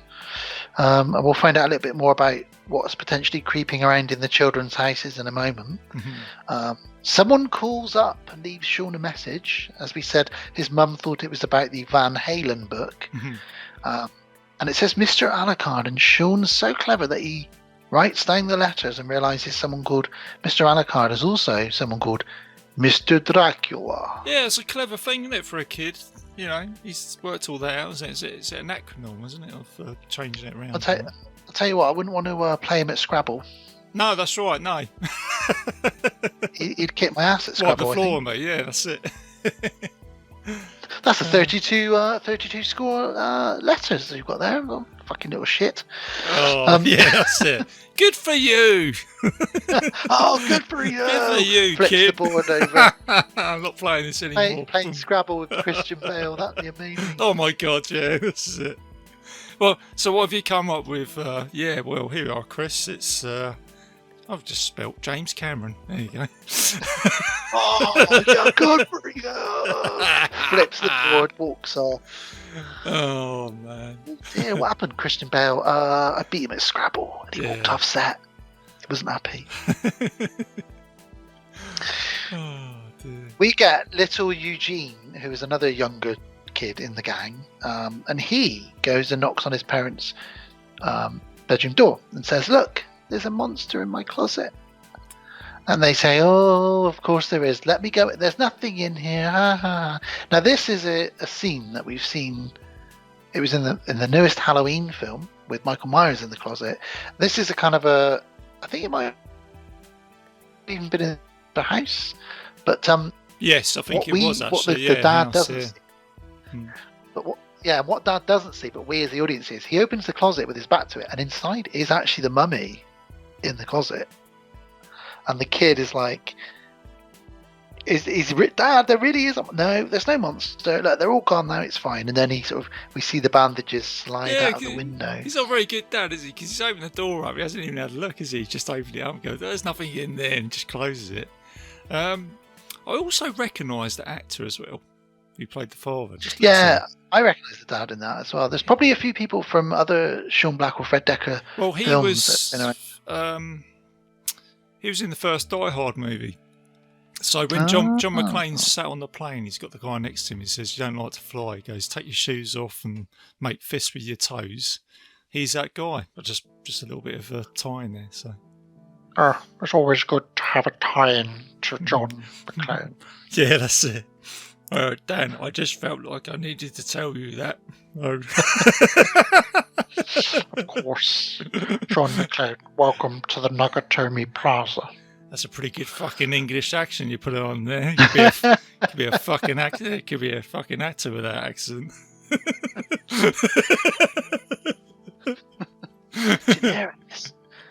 Generis. Yeah, that's it. Only Mother Teresa called me John McClane. Oh. I have a machine gun. There we go. We got a little Die Hard tie in there. That's it. What I didn't realise is that what the mummy's doing, so they've all got their parts to play the monsters, and what the mummy's doing, because he can sneak in and out of people's houses because he's bandages, he's going around trying to figure out where the diary is. So that's how they all know, that's how Dracula knows that Sean's got the diary, because he's been like eavesdropping in cupboards and stuff, because he's made of bandages. And I never really realised that until this watch. I just never really pieced that bit together. But Sean is piecing together the clues because he realizes there was an incident involving a man who said he was a werewolf, a mummy missing from the museum, and a few other things that have happened. So he starts piecing it together. He calls a meeting of the Monster Squad and says, "We need to look into this, and we need to basically solve this crazy riddle." And they all just go, "Yeah, all right, cool, let's do it." Yeah, brilliant. And I think that's like, you know, again, it's for a short movie, there's a lot of detail put in, isn't there? And each character has its little part to play as well, doesn't it? Which I think is great. They all put their hands in, don't they, and go, "Monster Squad!" Like, yeah. Even the little dog does as well, isn't it? Like the little. I'm glad you brought up Pete. Yeah. I want to talk about Pete. Ever since this film came out, I've always wanted a beagle, because Pete's a beagle, and he is the cutest little thing with a little red handkerchief around his neck, and I've always wanted a beagle like that. Maybe one day, Dan. I don't think you don't have a dog, do you? I don't have a dog, no. I might have to push the kids into getting a dog. Go on, you know you want a beagle. Go on, tell Mummy you want a beagle. I think that will happen one day for you, mate. Just me and Pete in the treehouse hanging out together. Yeah, that's it. You have a tree house, you can have a dog, mate. Yeah, it's going to be all there for you. So Dracula, he unlocks Frankenstein from his cell and he says, "I want you to go and retrieve the diary from me. Mummy's told me where it is." And he said, "And if the kids get in your way, feel free to kill them." Oh. Now the kids need to translate this Van Helsing diary, and it's in bloody German, RJ. So who's the one person in the neighbourhood that they know? Scary German guy. Yeah. Three words, guys. Scary German guy. So they knock on his door, and we get this brilliant, funny moment where they go in his house, and the next thing you see is him going, "Time is almost up, gentlemen." And he lifts up this knife and brings it down. He says, "It's the end of the pie," and he starts cutting the nice pie up for them. And he gives them all some pie, and they're all drinking cans of Pepsi. And he's actually a really sweet guy. He's a nice bloke, but at first you think he might be related to the Klopex from the Burbs, might you? Do you know what I mean? In some way. My brother, the doctor. Sugar substitute. So, oh, dear. It's my hands. I've been painting downstairs all day. Yeah. Got a picture. You got to keep changing, don't you? Turn it upside down and around. Still doesn't look right. Why are you going in the damn cellar? Klopek. You gave me the frame? Oh, you gave me the frame? Yeah. Yeah. Oh, dear. There we go. There's a little Burbs tie in there with this. I mean, he is like that. He's a scary German guy. You know, he's very much like the Klopex. But yeah, they have a lovely chat with him. He translates some of the book. Basically, tells them that there's an amulet somewhere out there. There's an amulet, and that amulet can be used once every 100 years, as we saw at the beginning of this film. And that amulet can be used to defeat evil. But the amulet is normally invincible, and once every 100 years, it becomes it can be broken. But that's the one time you can use it to open a portal and suck everything in. And these kids are like, "Cool, thanks, old man. That's great. Thanks for the pie. That's brilliant." There's a beautiful moment that they didn't need to put in, which I did touch on earlier, and I really think this is important to mention. Where, as they leave, he says to them, "You probably thought I was just a scary, creepy old man, didn't you? But if I was a vampire, for example, I wouldn't have a reflection." And there's a mirror behind him. Oh yeah, that's right. Yeah, that is good. And Horace says to him, "Oh, you're actually really nice. You seem to know a lot about monsters. Have you ever met a real monster?" And he says, "Yes, unfortunately, I've met some real monsters in my time." And he shuts the door, and you just see a concentration camp tattoo on his arm. And I thought that was bloody brilliant that they did that. And it really gets me every time. And I never knew that as a kid. I didn't know what that meant, but now I'm older, I think, that was a little bit. They do reference that. They also reference that in the Avengers as well, didn't they? When in Captain America. Yep. The Avengers assemble, isn't it? Because Captain America turns up, and right before Loki's about to kill someone, was it this old dude? He actually gets up, doesn't he? And he actually says, "Yeah, the last time I've actually met people like you before," and he's obviously a Jew. And then that's when Captain America turns up and goes, "Yeah, that's right. That was back in 1942 when I was fighting, obviously the Nazis and whatever." So yeah, it's good how they do tie that in. That's why I love Captain America, because he's such a good old guy who just won't take any shit from fucking Nazis. Oh no, that's right. Yeah, that's right. Yeah, that's what I love about him in all his films. When he has screen time, he just fights for that righteous cause, doesn't he?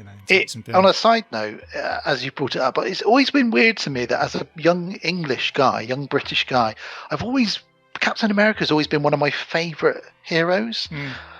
But I think that's because you can translate that, because he's a real hero. It doesn't matter if he's fighting, for his country or for whatever. He's a genuine guy with really good morals, and he's always struggling with his internal sort of, whatever he's got going on. And people want to bring him down, and they don't believe that he's as good as he is. And, there must be something that we can use here to for us, and make him switch against his will. But he's such a pure guy, like Superman. There isn't. Same with Superman. He's too pure to be corrupted. Yeah. And that's why I do love Superman as well, because he's too above it all. He's not God, but he's too above it all. His morals are no. Much, and again, sorry to change, but much like He-Man, there's been moments where Skeletor in the cartoon would be hanging off a cliff, and rather than just let him die, much like Captain America or Superman, He-Man would grab Skeletor and say, "No, I don't. I wouldn't kill you. That's not what I'm about. I'm the good guy." And you often see Sam Jones does it, doesn't he? In Flash Gordon, doesn't he? Indeed, with yeah. the Baron, isn't it? Because the Baron's hanging off. The Baron's about to kill him. But vice versa, when Flash gets a chance, he puts the axe down, doesn't he? And reaches out and pulls him back up, doesn't he? And then old Topol comes out. He goes, "It was humanity." What just? Yeah, I mean, yeah.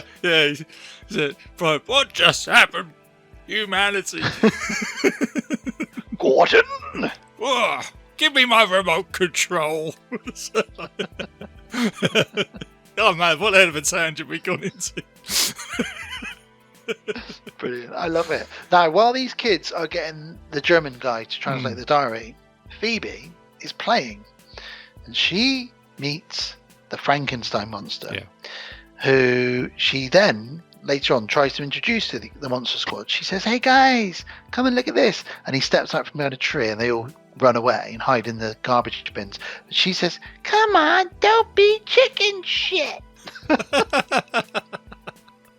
I love that. And I love that they get him up in the treehouse and he's sat up there with them going, "Bogus." Yeah. And they're just sort of talking to him like, "Wow, brilliant. Well, we've got another ally now against the forces of evil. We've got the Frankenstein monster." There's a sad moment where he looks at a mask of the Frankenstein creature and he asks them, "Am I ugly? You know, am I scary?" And they sort of don't really answer him really. But then he accidentally then takes some nudie pictures of the girl next door because he leans on the camera. Just a little bit of Like comedy chucked in there, isn't it? Yeah, yes. It wouldn't be an 80s film without a bit of No. They just throw that one in there, don't they? You know, one minute he's crying over this mask, next minute he's got a camera going, "Look at the girl in the window." Now the movie really speeds up a little bit now because we get Dracula break through a wall in an old house and he finds the amulet that's needed to open this portal. We also get the kids BMXing together, and we now get the famous "Rock Until You Drop." Yeah, I loved it. It just comes in. I remember, not today, obviously today I enjoyed it, but when I watched it about a month or two ago, I thought, "Oh my god, this is incredible." That's what I love about 80s movies, because you get this it's like a sort of montage, isn't it? Music, kids riding on the bikes. Rudy's making his silver bullets, isn't he? And yep, they're making steaks in shop class, silver bullets in another class. Yeah, you know, and they all know that 100 years ago tonight was the last portal that was open. So that means tonight they've got one shot to do this, really. And Rudy steals a bow and arrow. I like the way he does that, doesn't he? He just sort of bends down and just sort of licks his fingers, then he just got it. The PE teacher doesn't even bat an eyelid. He doesn't know, does he? No. Now, I'm sure I know the answer to this because knowing the real life hero that you are, have you ever fired a bow and arrow? I have, yes, yeah.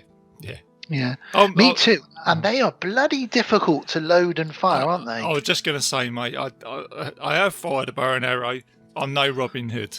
I would be. Yeah. I wouldn't be able to do the old Kevin Costner where he just takes off 2 feathers and fires off 2. You know, and no. Another Alan Rickman film then. Yes. My brother had a stag do where it was mud buggies, which was literally as it sounds, driving a buggy through the mud. Yeah. We did bow and arrow and we did shotgun. Right. We did a load of sports like that. And it was the first time I'd ever tried a bow and arrow. And my forearms were really killing me. And the other problem I had, and I don't mean to bring my nipples up on this show, but right. I caught my nipple on the when you let go of the the bowstring. I let go and it flicked. Oh, it bloody hurts. And the guy did say to me, "Yeah, so you need to turn a bit, otherwise you'll get really bloody nipples from doing this." And I was like, "Okay, wow, Robin Hood never had bloody nipples." So, well, maybe you should put some clothes on. Then. Yeah, I mean, I was not naked when I was doing this. Is that wrong? Bow and arrow. Gosh, naked Robin Hood. Just stick my buttocks. Oh, it really twanged against my testicles there. Is that supposed to have happened? Why are you calling me Little John? Why are you calling me Little John? Yeah, that's it. Tell you what, you could have called me Will Scarlet after that. I was going to say, this is it. I was going to say, oh dear. Sorry, we have gone all around the houses here, haven't we? A bow and arrow in your testicles. God Bloody hell. almighty. It's normally Gav's testicles that get brought up. Oh, my so. God. Oh, dearie me. Oh, my good heavens. Where else is this going to go? Oh, well, let's go back to where we were, which is right. So Dracula has dosed up the Wolfman at this point, or at least he thinks he has. That's right. Yeah. And he's also stolen 3 women from the local town. Yeah. Who he's got locked in a cupboard, and he goes into that cupboard with them.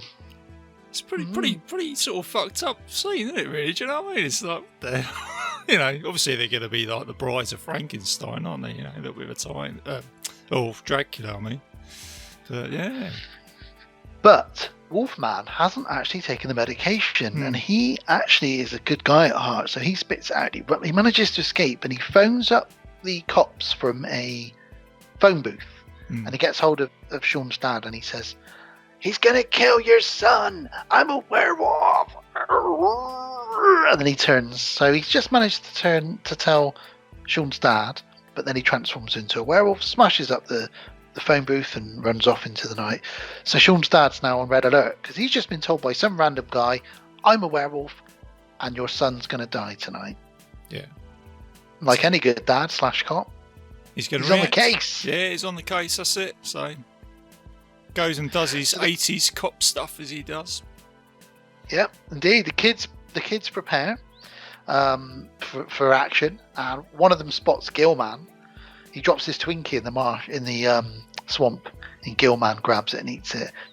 Creature stole my Twinkie. Good old. You ever had a Twinkie? Yeah, I've had Twinkies. Yeah, They get brought up a lot, don't they, in the films? Don't they? I've never had one. So go to Aldi supermarket. Oh, if they got on there, I might need to go and venture down there and pretend I'm the Sergeant Powell from Die Hard.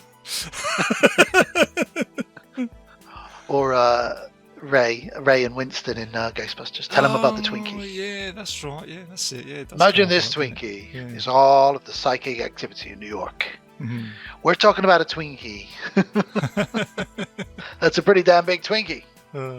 I'm curious now, so I might have to pop down to Aldi's. Yeah, there you go. I've had one about 20 years ago in New York. And they're literally just the most synthetic. It's like foam. You know, like a Swiss roll. Yeah. So it's that kind of material on the outside, and then the inside is like just a really fake cream. Right. They're very nice, but they're really empty calories. They're just like pure sugar. But it is what it is. It's junk food, much like Willy's Wonderland. It's just junk food. Right. Okay. Oh, did he get onto that again? Yeah. Can of whatever it is he drinks in a pinball machine after he's that's it. Killed it. Oh, that's it. Man, that is yeah. That's classic. Oh dear. So they get this girl that they know, one of their sisters, because they realise that a virgin needs to read the text out to open the portal. It's the only way it can be done. So they get this girl. They ask her if she's been dorked, if she's a virgin. It's a bit embarrassing, but she basically tells them she's a virgin. Okay, that's cool. Then Frankenstein senses the monster senses Dracula. He says, "Master is near." And the kids know that the time is now. Let's head towards that scary house. And they all start heading towards it. They get in there, and the house starts sort of collapsing a little bit. And Frankenstein's monster gets knocked out under some rubble. And they sort of say, "Dracula knows we're here.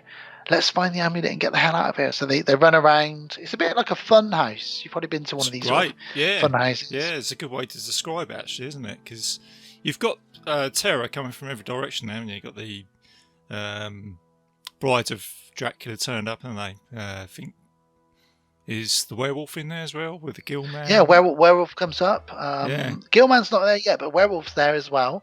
They actually boot him right in the bollocks because that's the scene. Wolfman's got Nard's line that everyone quotes. In fact, there is a documentary which I've been trying to track down called Wolfman's Got Nards, all about the making of this film, which I still need to track down at some point. Don't know if you've seen that. No, it should be on YouTube or something like that, possibly. Maybe check it out. Yeah, I need to check it out 100%. Sounds great. Now, the kids managed to find a trapdoor by doing the old Scooby-Doo move the statue's arm thing. Love it. It's brilliant. It's brilliant. And they grab the amulet. They find the amulet, but Dracula grabs Sean. Thank God for Horace, fat kid, with his garlic bread though, because he shoves it onto Dracula's face and it burns him. Yeah, that's it. So they managed to escape. Death by garlic bread. Thank God for the garlic bread. So they all managed to meet up now. So we've got Scary German Guy, Phoebe, Eugene, Sean, Patrick. The whole gang are there. They've got a Jeep, a badass Jeep that they all get in. And Rudy's there as well. And they get in the Jeep and they say, we need to head to the old church because that's the best place to read these texts out in German by a virgin. Let's do it. And while they're driving there, of course, Mummy jumps out on them. The Mummy. Yeah. And this is the Scooby-Doo unraveling scene where they fire an arrow, attach him to the arrow, and we get our first sort of death of all the monsters, really, because he gets completely unraveled and his skull just sort of spins around on the ground at the end, doesn't he? And it's great, isn't it? Because I thought it's a kill scene that I haven't seen before. Like an arrow. Oh, I've never seen it. Going into the bandage of the mummy onto a tree and then it just unravelling.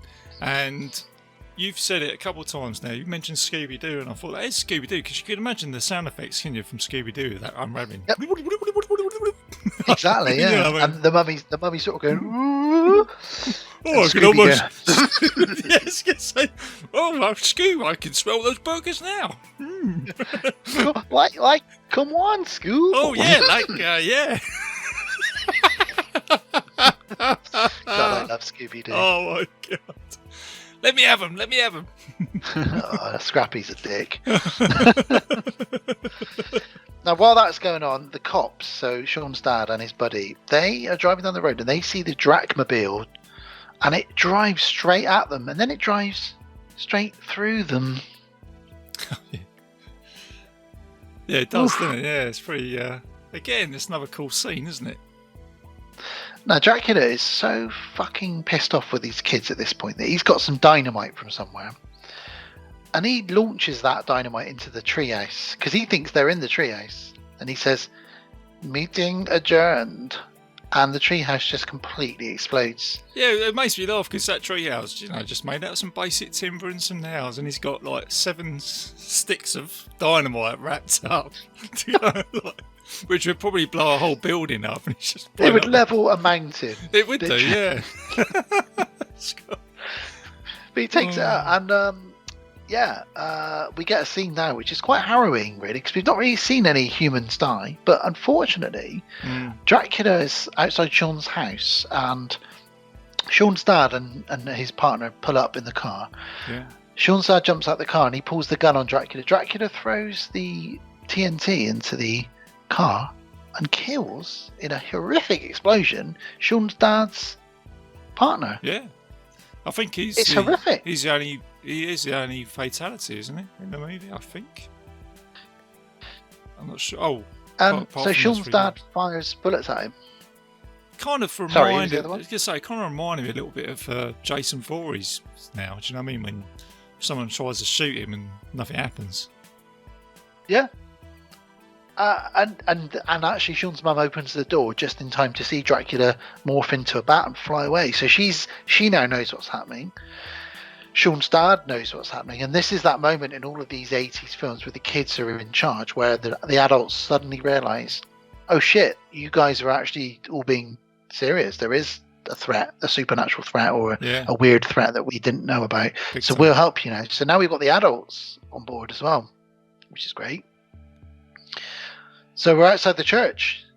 So this film is just rolling along so quickly. We're outside the church. Yeah, big time. And the girl is reading out the book. The so-called virgin is reading out. The brides of Dracula show up. Rudy, I love this moment. He starts walking towards them, and one of the kids says, where are you going? And he says, I'm in the goddamn club, aren't I? And he just goes over and starts killing Dracula's brides. It's like, yes, Rudy. He's got that cigarette that isn't lit hanging out his mouth as well, and it's going to make him shoot better, isn't it? He's a badass, and he's just cool. He's a cool dude. Dracula turns up as a bat, and he gets shot at, and he flies in through the window of a sports shop. And Sean's dad goes in there to see what's going on, and he finds him half bat, half Dracula lying on the ground. Has a bit of a tussle with him. Yeah. Wolfman shows up. Sean shows up, and they chuck some TNT down the Wolfman's pants. Oh, this is great. This is what I sent you earlier, wasn't it? It just gets me every time. Earlier. Yeah, I remember watching this. I thought, oh, that is just fucking hilarious. He goes out the window. He just fucking blows up. I don't think I've ever seen that before either. But then he pulls himself back together. Yeah. As if and nothing all of his intestines are hanging out and everything. This is like a kid's film, really. And he just pulls himself back together because he's a wolfman. And there's another thing here with one of the kids where they try to... It's probably just jumping that back a bit slightly here, but I think it's Horace. They're trying to get into the church, and then Horace goes, damn, but that don't work. They should go to Burger King. You can imagine him and Chunk from the Goonies. They would be very good friends, I should imagine. Yeah, go and get that milkshake that just sort of projects everywhere. You guys, I saw the Fratellis driving by. The cops are chasing them. That's it. Yeah. Is this like the time Michael Jackson came to your house to ask to use your bathroom? Okay, it wasn't Michael Jackson. It was his sister, Janet. That's it, yeah. But I was right about this. Yeah, it's great. Oh, so more cops show up, and the Wolfman shows up too, and they shoot the Wolfman. Nothing much happens. Rudy manages to shoot him with a silver bullet. It's a very cool scene where he shoots him and he collapses, turns back into a human, looks up at Rudy and just says, "Thank you." Yeah, it's quite sad, isn't it, really? It's just like, he was a good guy when he just battling this curse, I guess, yeah. Definitely, the Wolfman is just a curse, isn't it? The wolf. Yeah. Now, we get Horace gets his chance to shine now because Gilman shows up from sewer. Yeah.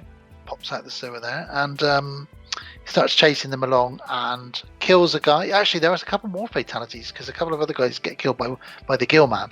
However, Horace picks up the shotgun, and in front of the bullies that earlier bullied him, he says, let me in, and they say, no, wait, fat kid. So he turns around and he cocks the shotgun, blasts Gilman, and the kids walk out and they say, the bullies, and they say, wow, Horace, you're a hero, or something along. He says, wow, fat kid, you're a hero, or something. Yeah. And he just looks at them and says, my name is Horace, and he just cocks the shotgun like, yes. Yeah, that's it.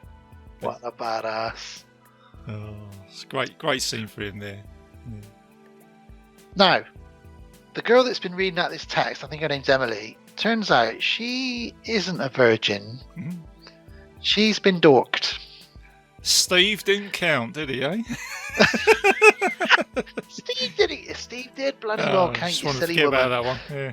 Oh, dear. So, while they're figuring out what to do, Eugene, or one of the other kids, says, is Phoebe a virgin? Because these kids don't know what that means. And Scary German guy says, yes, actually, she is. So he gets her to try to read out the text. She's tiny. She's probably about 7 or 8. So she's reading out this subtext, this German text. Dracula's getting more and more angry. But it's working because it's creating this effect. The portal's starting to open. And then Dracula walks on over to her. Now, what's amazing about this scene, or not, is that Duncan Regehr, who played Dracula, him and Phoebe, the little girl, Ashley Bank, they had a really great on-set chemistry. She was a little girl, he was an older guy. She really liked him. So he never wanted to scare her or anything like that. So he never wore his contact lenses or fangs around her. But the only time he ever did was this scene where he walks up to her and he picks her up by her neck, holds her up and says, give me the amulet, you bitch. So that reaction from her, screaming and crying, that is a genuine reaction. Okay. Right. because the director said to her, "There's going to be a scene we're going to film sometime this week where you're going to be scared of him." And she said, "Which scene is it?" And he said, "You'll know when it is." So he kind of prepped her a little bit, so it wasn't really cruel, but he did get a genuine reaction out of her by that scene. It's a clever way to do it, though, isn't it? It's like that, I think, to get that real sort of genuine scare, isn't it? So, like in the Goonies, like we talked about in the past, where they'd never seen the pirate ship. So that first time they saw it. Yeah. How else do you capture the magic of that first glimpse at something from a child? Do you know what I mean? It's where Spielberg goes, "Did you get that?" And the cameraman goes, "Damn, I didn't have it rolling." Man, you had one thing. That. I was getting a Snickers. I'm sorry.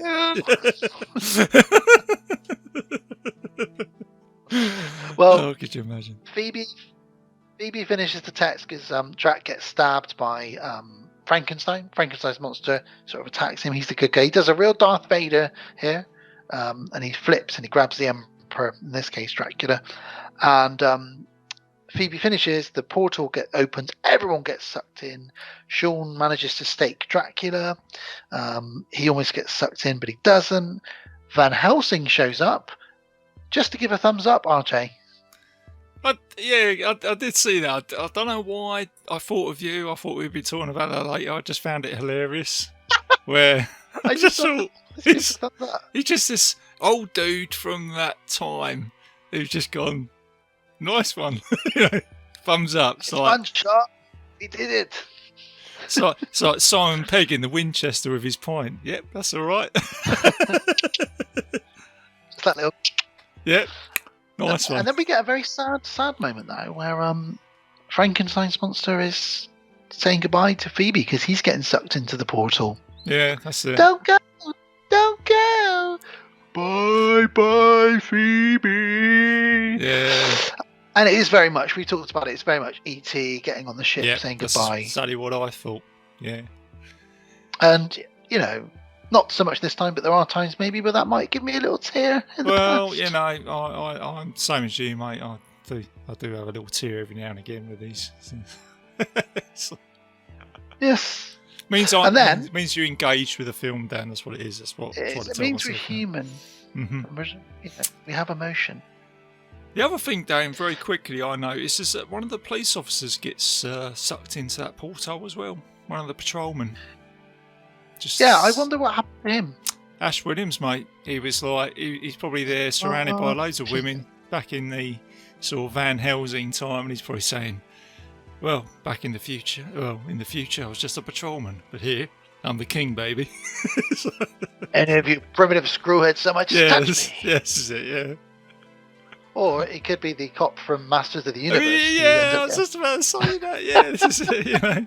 He's settled in like really quick, hasn't it? Do you know what I mean? Like overnight. Ludwig, we're all going back now. Are you coming?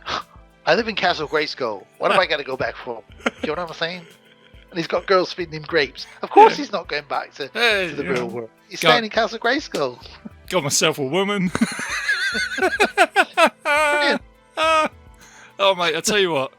If there's nothing else, you don't watch that film except that scene. You know what I mean? You just need to watch that scene. It's like great.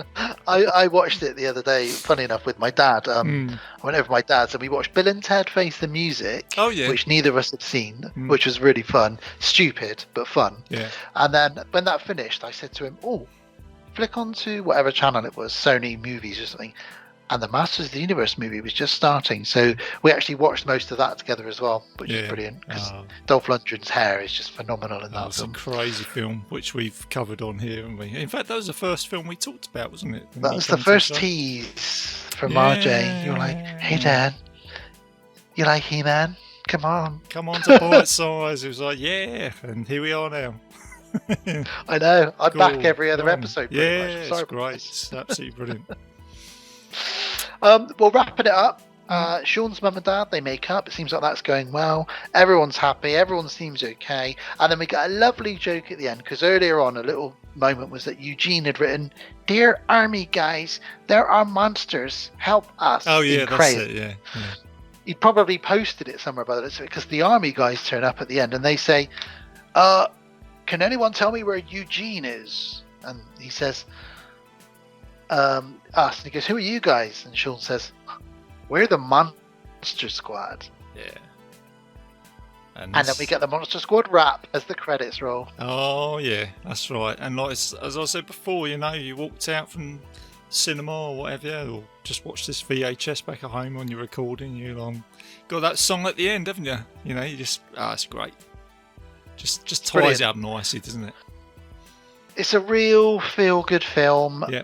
If you like your 80s stuff, if you like your horror or your Universal, if you like the Goonies, if you like the Explorers, if you like Lost Boys, E.T., we've touched on so many films this heavily borrows from, but also doesn't hide the fact that it's borrowing from them. It just sort of gets on with it, and it does it in such a fantastic way that it doesn't ever feel like this is a rip-off. This is just its own thing. It really deserves, to be its own thing, and it is. It's such a fucking great film.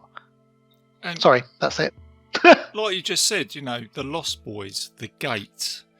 I think they both came out in 1987, as you said earlier. They did, yeah, they did. What a selection of movies to be sport with in that time. The other film I watched the other day, which I really enjoyed, which I was quite surprised with, was the remake of The Invaders from Mars, which was the Toby Hooper one. Now, I've heard that that's quite good, the remake. Is it? Yeah, you'll like it. It is really good, Dan. Have you not seen it? No, I haven't, Mate, no. Go check it out. I think it might even be on Amazon Prime, if you've got that. But yeah, watch it, because I was like, this is quite a good film. And there's some really good horror elements in it as well. And again, it's like kid in danger. But yeah, go check it out, man. It's good. You won't. I'll be surprised if you don't like it. In fact, I think you definitely like it. So yeah, so RJ's recommendation. Nice. But yeah, like I say, fun. I just love these films. I just go back to them a lot. Every year, I guess I'll put these on. With yeah, definitely with this one. I've got a whole selection down there. Yeah. In fact, my wife watched this with me last night, and she said to me, "Didn't you watch this about 3 or 4 weeks ago?" I said, "I did, yeah." I said, "It came up on Prime, and I think that's the reason we're covering it tomorrow night. Is it popped back up and everyone was watching it, so I stuck it on, and I'm watching it again now to make my notes." And she said, "Oh, okay." And she'd watched it with me 4 weeks ago, and happily watched it again last night with me. So, oh wow, that's good. Yeah, it says a lot that my wife, who doesn't really particularly like horror films, and this isn't a horror film really, but it's definitely got some stuff for horror fans in it. She really enjoyed it. She cheered when the kid had to eat the Snickers off the floor. Yeah. She laughed at some of the jokes. She was enjoying it. And it's one of those ones, like The Burbs. I'll probably watch this at least once a year. This, Princess Bride, The Burbs, is stuff that I put on like once a year, at least. Yeah, and I think it ages as well. It does age well, I think, because the 80s has become like such a nostalgic thing, and you got TV shows like Stranger Things. I think it will just always be a thing where you watch it and you go, "This is just an 80s film," and that's what they did. And I think that's why it will survive in a type of time capsule.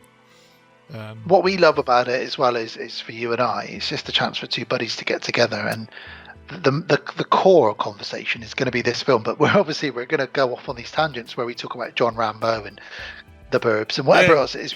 Yeah. We've talked about it today, because it is just it sparks that nostalgia, but that nostalgia just then ripples into millions of other conversation. Yeah, because I think memories and fun times. I think it's because what it is, as you said earlier, and what we've said throughout this is why we segue so much, is because it's like you said. I remember when I saw the poster for the first time. So there's an incredible poster, but it's got a link to it because there's other things that were happening at that time when I saw that poster. So, as I said, I remember my dad bringing home those stickers from. So, do you know what I mean? It's just fond memories and stuff like that. So, I think that's why you and I just hold that. Yeah, it's just that magic, isn't it? So. Yeah. Definitely. And what I would say ultimately, to summarise from my side, is if you haven't seen this, guys, sorry, we've ruined this for you, but if you haven't seen this, go watch it, because you're going to get a really fun ride that's got some good writing, but also doesn't take itself too seriously. Some great kids actors and some bloody great monsters with good effects. It's just brilliant. It's good stuff, man. So yeah, it's been a fun ride as always, Dan. So thanks for coming on to the show today for this one, man. Always. So thank you for having me, man. Thank you for having me. Like I say, we've covered every movie alongside this one, including, like you say, The Burbs, Ghostbusters, Goonies, Explorers. We chucked in RoboCop in there somewhere. Die Hard, John Rambo. Yeah, we did a load of them, didn't we? Oh dear. So before we close up, Dan, let's just talk a little bit about Haunted Hill. What's going on with you guys over there? I know you've just released an episode. Yeah, so the podcast on Haunted Hill, which is my main show, that we just did my birthday episode. As I mentioned, we did Teen Wolf and Labyrinth. Mm-hmm. So that was episode 112. Episode 113, which we're going to be recording over the next couple of days, that is going to be A Nightmare on Elm Street Part 2, Freddy's Revenge, and Halloween 2. It's going to be interesting, especially with Nightmare on Elm Street 2, because I watched a documentary last night called Scream Queen, My Nightmare on Elm Street, which is all about the lead guy in that, who's a gay actor. That film is famous for its homosexual and homoerotic subtext all the way through. Stuff that's said, stuff that happens, and actually there's a lot. It's a lot deeper than you would expect, that film. But also, on the surface, it's just a really good, in my opinion and Gav's opinion, an underrated film. I know it gets dissed as the worst Nightmare on Elm Street film, but we both really like it. There's a lot to love in it. And the same with Halloween 2. It's an underrated sequel. So that's what we're doing next. Underrated sequels to big franchises. Which is, again, these are good subjects to talk about as well, aren't they? As we were talking about earlier, you know. Good ones to bring in. I think I heard you say that you prefer or enjoy Halloween 2 better than the first one. Do you know what I do? Because and that feels like blasphemy, because it's not John Carpenter directing, but it takes place in this isolated place, much like The Thing, that kind of thing, in a hospital mainly, you know, and it's got some great kills and gore in it, and it's just a bloody, really slick film, Halloween 2. Yeah, but great. It's common sometimes for sequels to be just as good as the first outing, isn't it? I mean, I really like Mad Max 2. I think it's a better movie. I agree with you. You know, I think the first one's very cult. You know, it's a good film, but the second one just seems to be a little bit better. And the Jason Voorhees Friday the 13th franchise. I mean, it's funny because it's interesting how Police Academy, I know you've just watched those movies, you get to number 6 and it kind of goes off, you know, goes off the road a little bit. But then you've got Friday the 13th, where number 2 is probably a little bit better than number 1. Number 6 is, you know, when do you ever get to number 6 and say, fucking hell, you know, this is much better than the first one? It's just, you know, and wow. At the moment, Gav is working his way through the Fast and the Furious movies. He's never seen them before. That's it. Yeah. And he got to the fourth one, and he messaged me and said, "What the fuck? The fourth one is amazing. Like 2 and 3 were rubbish, but the fourth one." And then he watched the 5th one. He's like, "This is incredible." Yeah. And I said, "You wait until you get to the 6 to 7 to 8. That they get better. Like 4 is where they really found what they were about, you know, yeah, you're right, you know, crazy. Like, and going back to what you said earlier about older films, like Alien 1, great film, but I will watch Aliens any time of day. Absolutely. Lethal Weapon 2, much prefer it. I'll tell you why it is. I'll tell you why it is. In a lot of these films, by the sequel, by the second or third one, we don't have to do all the exposition of people getting to know each other, blah, blah, blah. They're already established. We want to get straight to the adventure. So Lethal Weapon 2, Riggs and Murtaugh already know each other. They're already worked together. They've done stuff together. Straight into an adventure with them. No questions asked. You know, and by like the third or fourth Marvel movie, the Avengers movies, they already knew each other. It's great. That's why they work so much better, because we've already got these relationships that are built. Don't get me wrong, it's great to watch the first one of a franchise, you know. I even like Back to the Future 2 better than Back to the Future 1. Oh, really? Oh, I've never heard you say that one before. Hoverboards? My God. Come on. Wow. No, I am a number one fan. I've heard you say you like Beverly Hills Cop 2 better than the first one as well. Is it? I do. I do. What is wrong with me? No, I have to disagree. I might have to have my disagreement with you for the first time there, Dan. I'm a number one fan, mate. Ooh, there you go. Fight. But no, I am a number one fan all day long. $5,000. I tell you what, I wouldn't really would be able to. Let's be like picking between two children with Beverly Hills Cop 1 and 2. Yeah. I actually think 1 is actually pretty much as good as number 2. Number 2, Eddie gets to let loose a little bit more with. You can tell he helped write it, but the first one is still phenomenal. Yeah, very funny. Yeah, and still one of the best soundtracks. I was playing that soundtrack today in my car. I just had to pop out to the shop and I just put it in my car and I was playing Stir It Up. And I'm just doing the neutron dance. Yeah, that's it. Yeah. Dun, dun, dun, dun, dun, dun, dun. Hey, that's ain't falling for no banana in the tailpipe. The old banana in the tailpipe trick. Oh, it's just such a great film, and yeah, the soundtrack. Oh man, just phenomenal. Yeah, I love that soundtrack. It's great stuff. I've even got his Mumford T-shirt as well.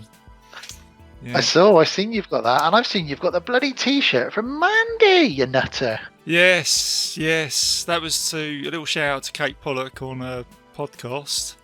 Her new show, and they covered Mandy, didn't they, for the first episode? They did, yeah. And I think I was messaging Kate about that, and it just popped into mind. She came out and said, she goes, "Oh, Joe, I'm surprised you haven't made his axe." And I went, "Ooh, yeah, okay." So I thought, right, let's do it. And I thought I had a quick look on eBay, and I think I picked this shirt up for about $10. I thought, let's do it. And yeah, sort of gone a bit of cosplay there, mate. Funny enough, after Willy's Wonderland, I thought I've got to get myself one of those T-shirts that Nicolas Cage wears. Yeah. But I went online and they're all about £60, £70. No way! You can only get them through the official film website at the moment. Oh wow! So you can get like more crappy versions of them. Right. But I think I'll wait until I can get, because I love that shirt he wears with the weird sort of wombat thing on it. Yeah. I want to get that. Yeah, I think that does need to be done. There are, I must admit, I've got quite a few film T-shirts that I wear here and there. So yeah, me. I'm a big fan of that. So, but yeah, no. But like I say, I'm glad you enjoyed that film as well. I figured that you might as well. So, yeah, that's all good stuff, man. All right, Dan. Well, listen, I will wrap up the show on. Let's wrap it up on Nicolas Cage, shall we? So it's good. Why not? Nick Cage. Oh dear. Okay, man. All right, guys. Well, listen. Hope you enjoyed that episode. Me and Dan went on to several segues there. It's just a whole ton of fun, and that is it, man. That's how we roll when we get together. So I haven't spoke. Actually, Dan, let's quickly mention this now. Probably the next time that I'll speak to you, you're gonna be a dad. I imagine next time we have a chat on podcast. So that's all very exciting stuff, mate. Do you know what I mean? I wish you all the best for that. And like thank you. And you want to talk about twins, don't you? Funny enough. Funnily enough, as I'm having twins, we decided it would be a very good time to talk about Arnold Schwarzenegger and Danny DeVito. Right. In the movie Twins. Okay, mate. Well, we will get on to that, mate. So when you get back on board, give you a little bit of time, obviously, to get yourself settled. As Gav keeps telling you on his show. I think he's trying to kick me off the show. Every time. He keeps saying, we'll have to get somebody else in to cover you for 6 months. Oh. Yeah, I love it when you guys have that little chat between you. Yeah, it's funny. So, no, great. All right, Dan. Well, we will be back for Twins next time we get together, guys. So, let's wrap the show up. So, a little bit of admin, as always. I'm a proud member of the Legion Podcast Network, so please go and check out all the other shows on there, including Dan and Gav's show, the podcast on Haunted Hill. I've also got my other show on there, which is the Mystery Vault podcast, where I talk about all the mysterious stuff and unexplained around the world. Just dropped a new show today, which is Crystal Skulls. You can find both of those shows on iTunes and Spotify, YouTube, and several other players if you put in Bitesize Cinema Podcast into Google. And I've got a Facebook page, which is where I'm most active, so if you want to put any comments, put anything else you like on there, any movie suggestions, I'll go and check them out. And yeah, I think that's about it, guys, so we'll wrap it up, and as always, keep it bright. If you enjoyed this show, then make sure you check out the other great shows on the Legion Podcast Network, like Cinema Psyops, Cinema Beef, Devour the Podcast, Duncan and Bo Come Correct, Exploding Heads Horror Movie Podcast, Friday the 13th, Get Slayed, The Hellming Power Hour, Hello, This is the Doom Show, Hero Hero Go Show, Kill the Cast, Underwater Kaiju from Outer Space, Jerry Hates Action, Legion After Dark, Mental Health, Obsessive Cinema, Discourse, Pick 6 Movies, the podcast by The Cemetery, the podcast on Haunted Hill, the Psychosemantic Podcast, Rick Radio, House of Wax, Dude Looks Like the 80s, Rabbit and Red Radio, the Shadecast, Short Bus Cinema, 2 Drink Minimum Commentaries, the VD Clinic, Who Will Survive Horror Podcast, and Witch vs. the Doomsday Clock. With such a wide spread of shows, there is guaranteed to be a niche for you to fall in love with. Horror, politics, movies, books, sex, music, commentaries, health, video games, kaiju, action, news, comedy, and opinions that would most likely get you killed in some parts of the world. We are proud to bring you some of the best podcasting in the world. Check us out at www.legionpodcast.com, iTunes, Spotify, Stitcher, YouTube, and any other dark corner of the internet where podcasts can be found.